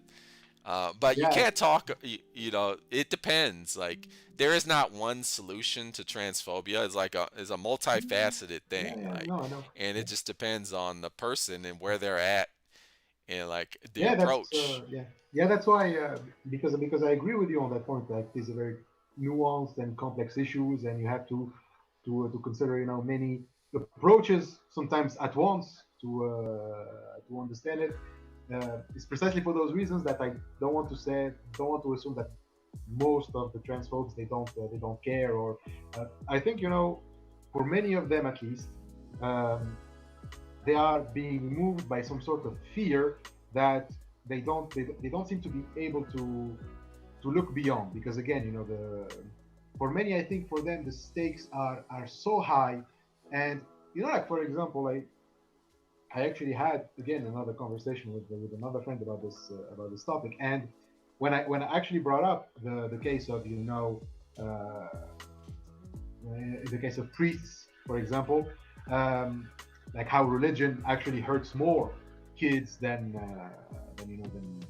having trans people around. They they said that, well, you know what, the trans are not hurting that many kids because we are stopping them. But if we didn't, like, if we're not fighting against woke ideology, there'd be more kids molested by trans people, by these pedophiles, than there would be by priests. And if you actually believe that, if you actually believe that, for example, that trans kids are being butchered, they are being mutilated, like one of the friends that I met this week actually said that. They actually said that these are people who are mutilating children.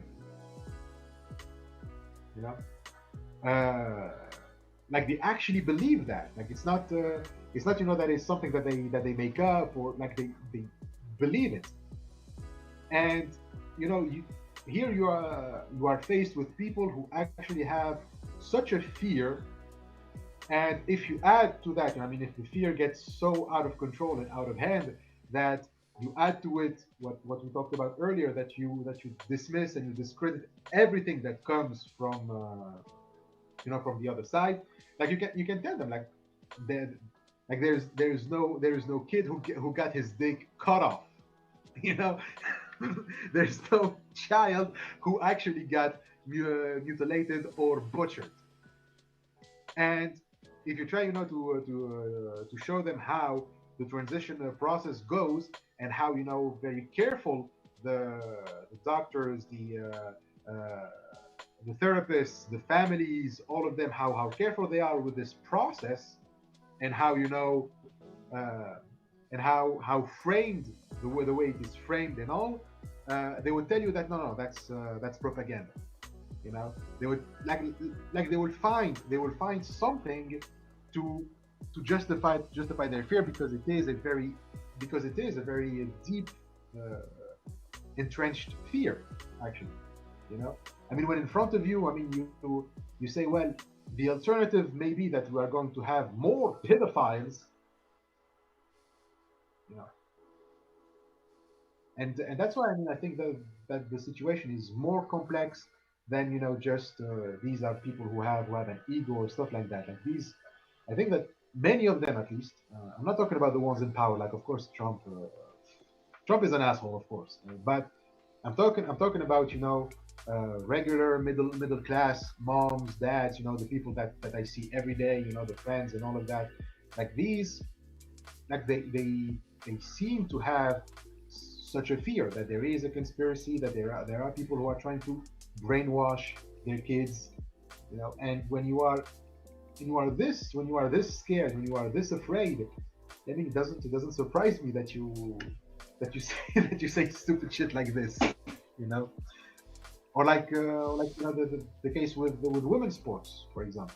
The case with sports, like they all lobby against letting trans women compete in sports, because again there is this fear that they are all rapists. They're gonna be raping women, and when we don't hear about women being raped, they would go find another thing to justify that fear. Like, for example, they are trying to erase uh, women's sports.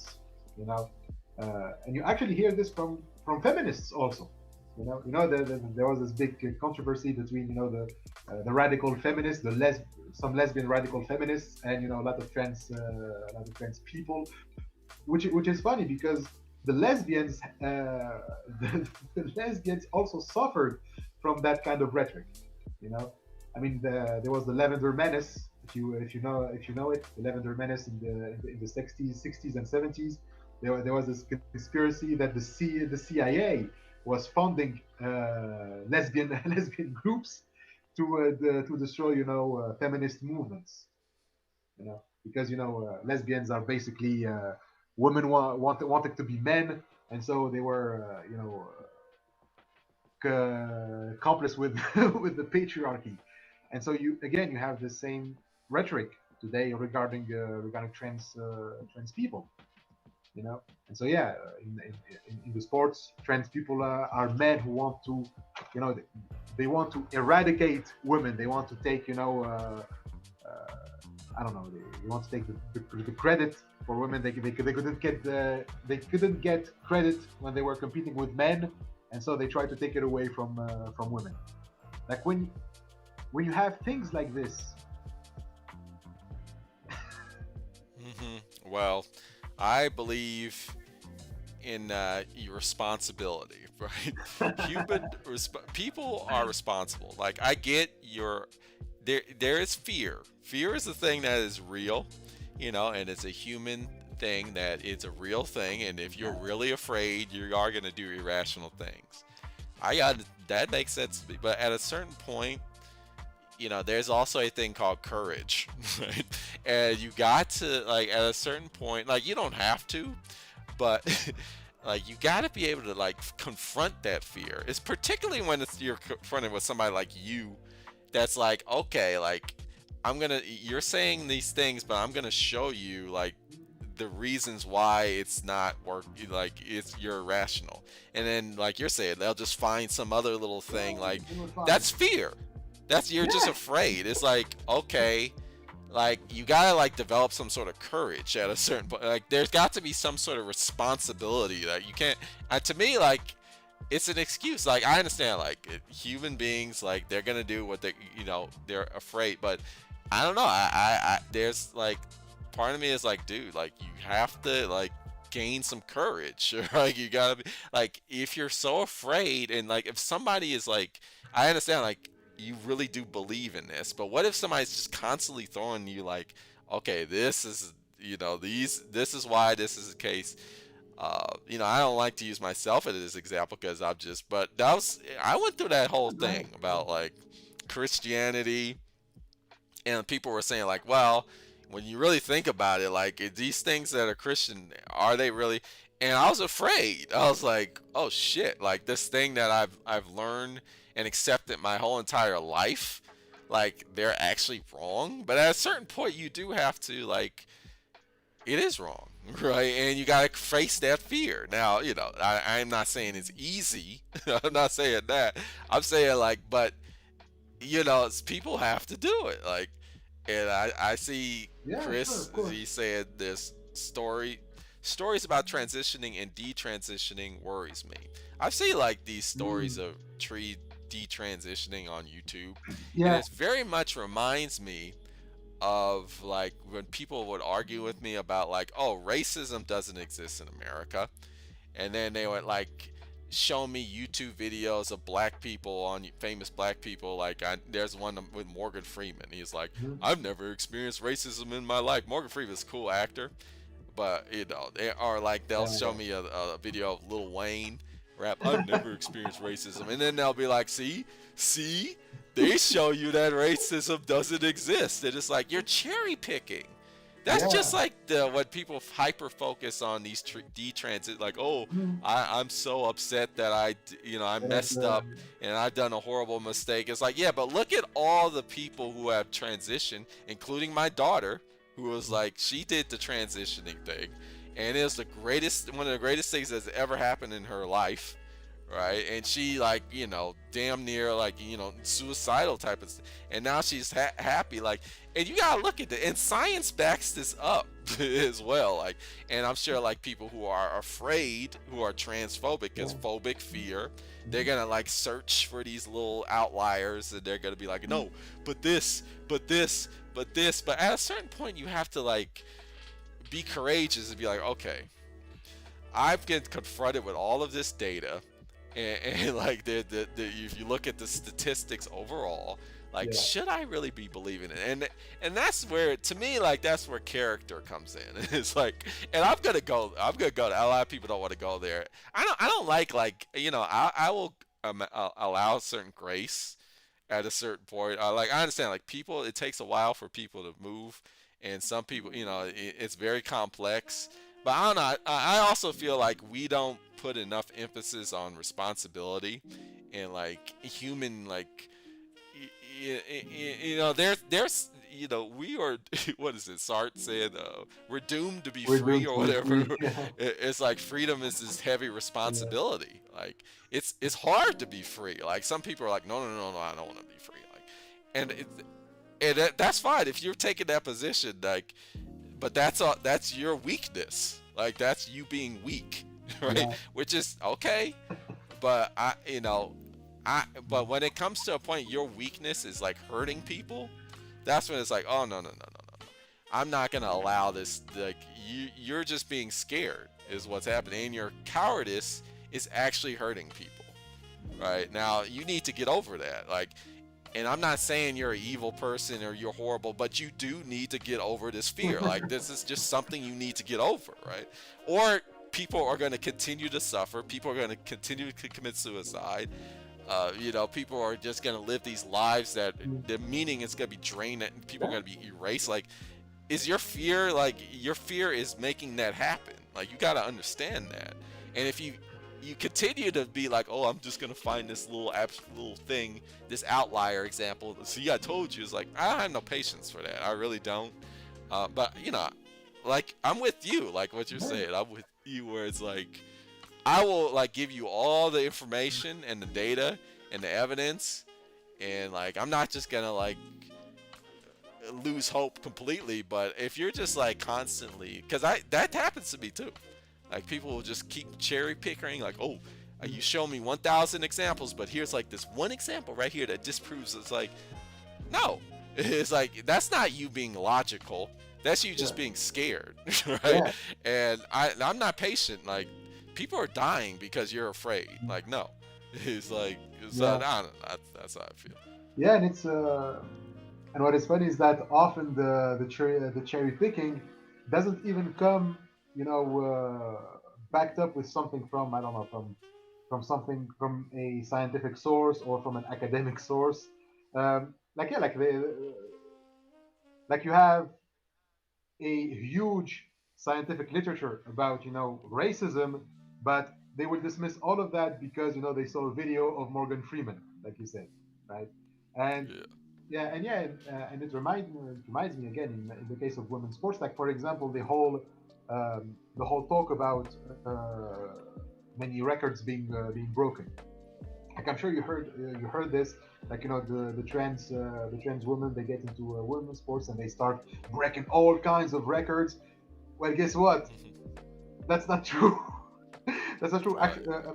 Actually, there's not a single trans woman who broke a record. Actually, like if you write, I mean, you can just Google, just by googling uh, what trans athlete broke a record.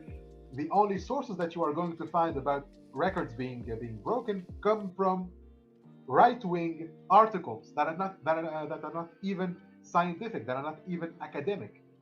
You know, you're gonna find things from the Washington Post, from the Atlantic, and but when you actually go see, the stats of the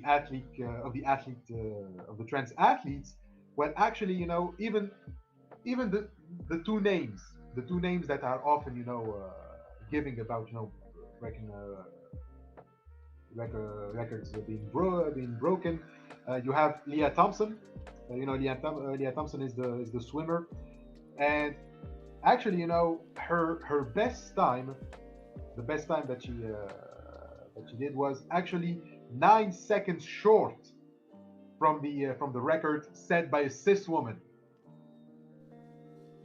And if you and even in heavyweight in weightlifting, there is this what's her name, Laurel what's her name? I didn't. Hubbard, Laurel Hubbard, I think that's her name. The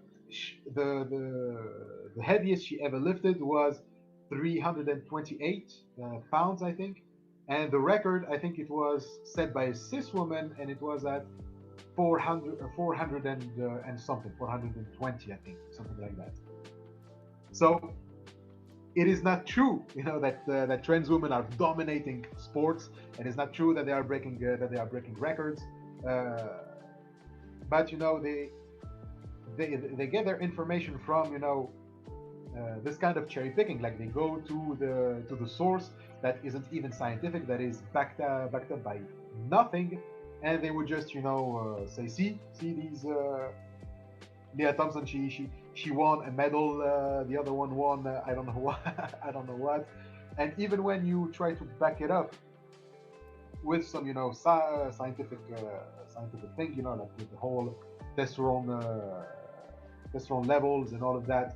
Well, actually, the science, even though it is true that men produce more testosterone and all of that, like the differences are not significant to the point where you have to make two gender categories. You know, like it's not enough to justify that we separate the two genders completely from sports, and often they apply that to any kind of sports. You know, Hmm. so yeah, and there are even cases where cis women, they do have a high level of testosterone, and they get banned. There was this woman, Semenya, I think. She's from South Africa, and she's intersex. But she's a woman, right? Like she's a like she has a vagina, even though she has an X and Y chromosome, she has a vagina, and so she was winning. She was winning, and she was getting very good at. She's a sprinter. She runs, and some people started to suspect that maybe she's a man, and so they submitted her to whole sex testing, like to figure out if she's a woman or a man, and it was very humiliating for her. And then she got banned from competing.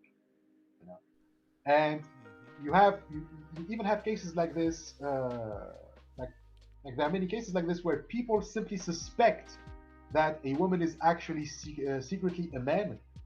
There are two athletes, for example, from China, two sprinters from China, two women, two cis women, all right. But because they were running very fast compared to the other contestants, many were saying that these are two men in disguise, and it was by the way the only time that a sprinting competition in China made the news in the world. Like when it comes to banning trans people we just suspect as being trans. Everyone talks about it, but then no one gives a damn about women's sports. Like this is another hypocrisy. Like you have all of these people. They say that we want to protect women's sports. We are standing for women's sports, but most of the time women's sports are underfunded. Women's sports are not getting getting proper equipment. Women are not being represented fairly. But all of a sudden, because there are trans women who are winning some medals, now we have to cry and we have to care about women's sports. And yeah, that's just the hypocrisy. And again, to go back to Caster when she was banned because she had this unfair advantage. What is funny is that you don't see that very often when it comes to men's sports. Like when you have someone who has a very big advantage compared to others, we don't ban them. You know, like that guy, Michael Michael Phelps, Michael Phelps, Phelps. Yep. yeah, Phelps, yeah. Like he has very broad shoulders and very long Hmm. arms, and I mean, whenever he swims, like he always gets like 4 or 5 seconds. Uh, he reaches, the end at 5 seconds.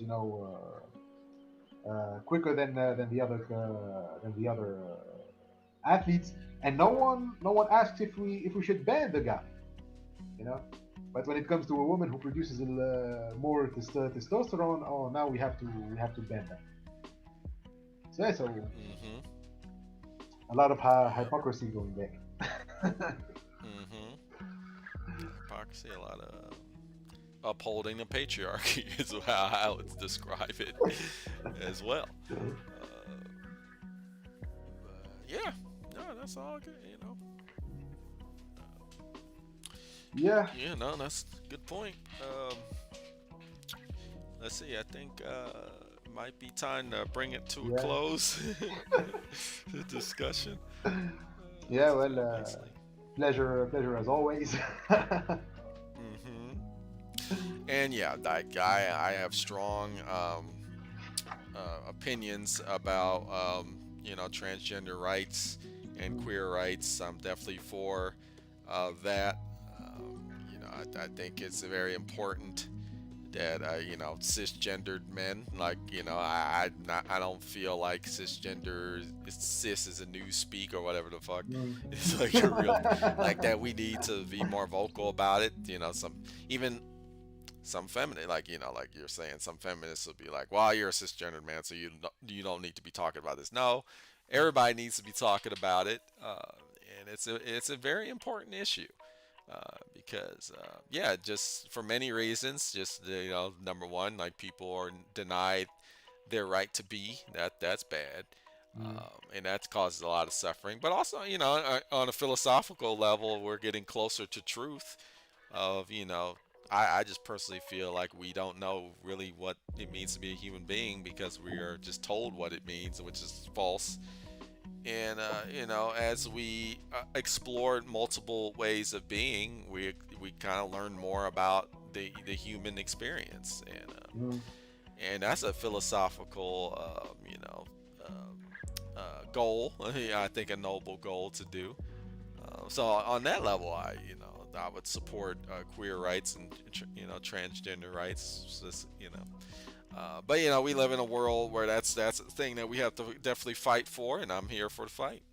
So, yeah, thanks for thanks for bringing it up, yeah, Ishmael. Glad to have it you on the was channel. it was a pleasure, and yeah, I mean, I can't wait to have our discussions with you, other debates. Always fun as always, and 4:30 in the morning. I'm gonna go crash now. Okay, cool. All right, All talk right. soon. All right, Thanks for the see ya. people watching. Bye Go bye. watch my channel, people. Oh, yep. Check him out. Check out his YouTube channel. Yeah, I do great stuff. I explain philosophical books. All right. Cool.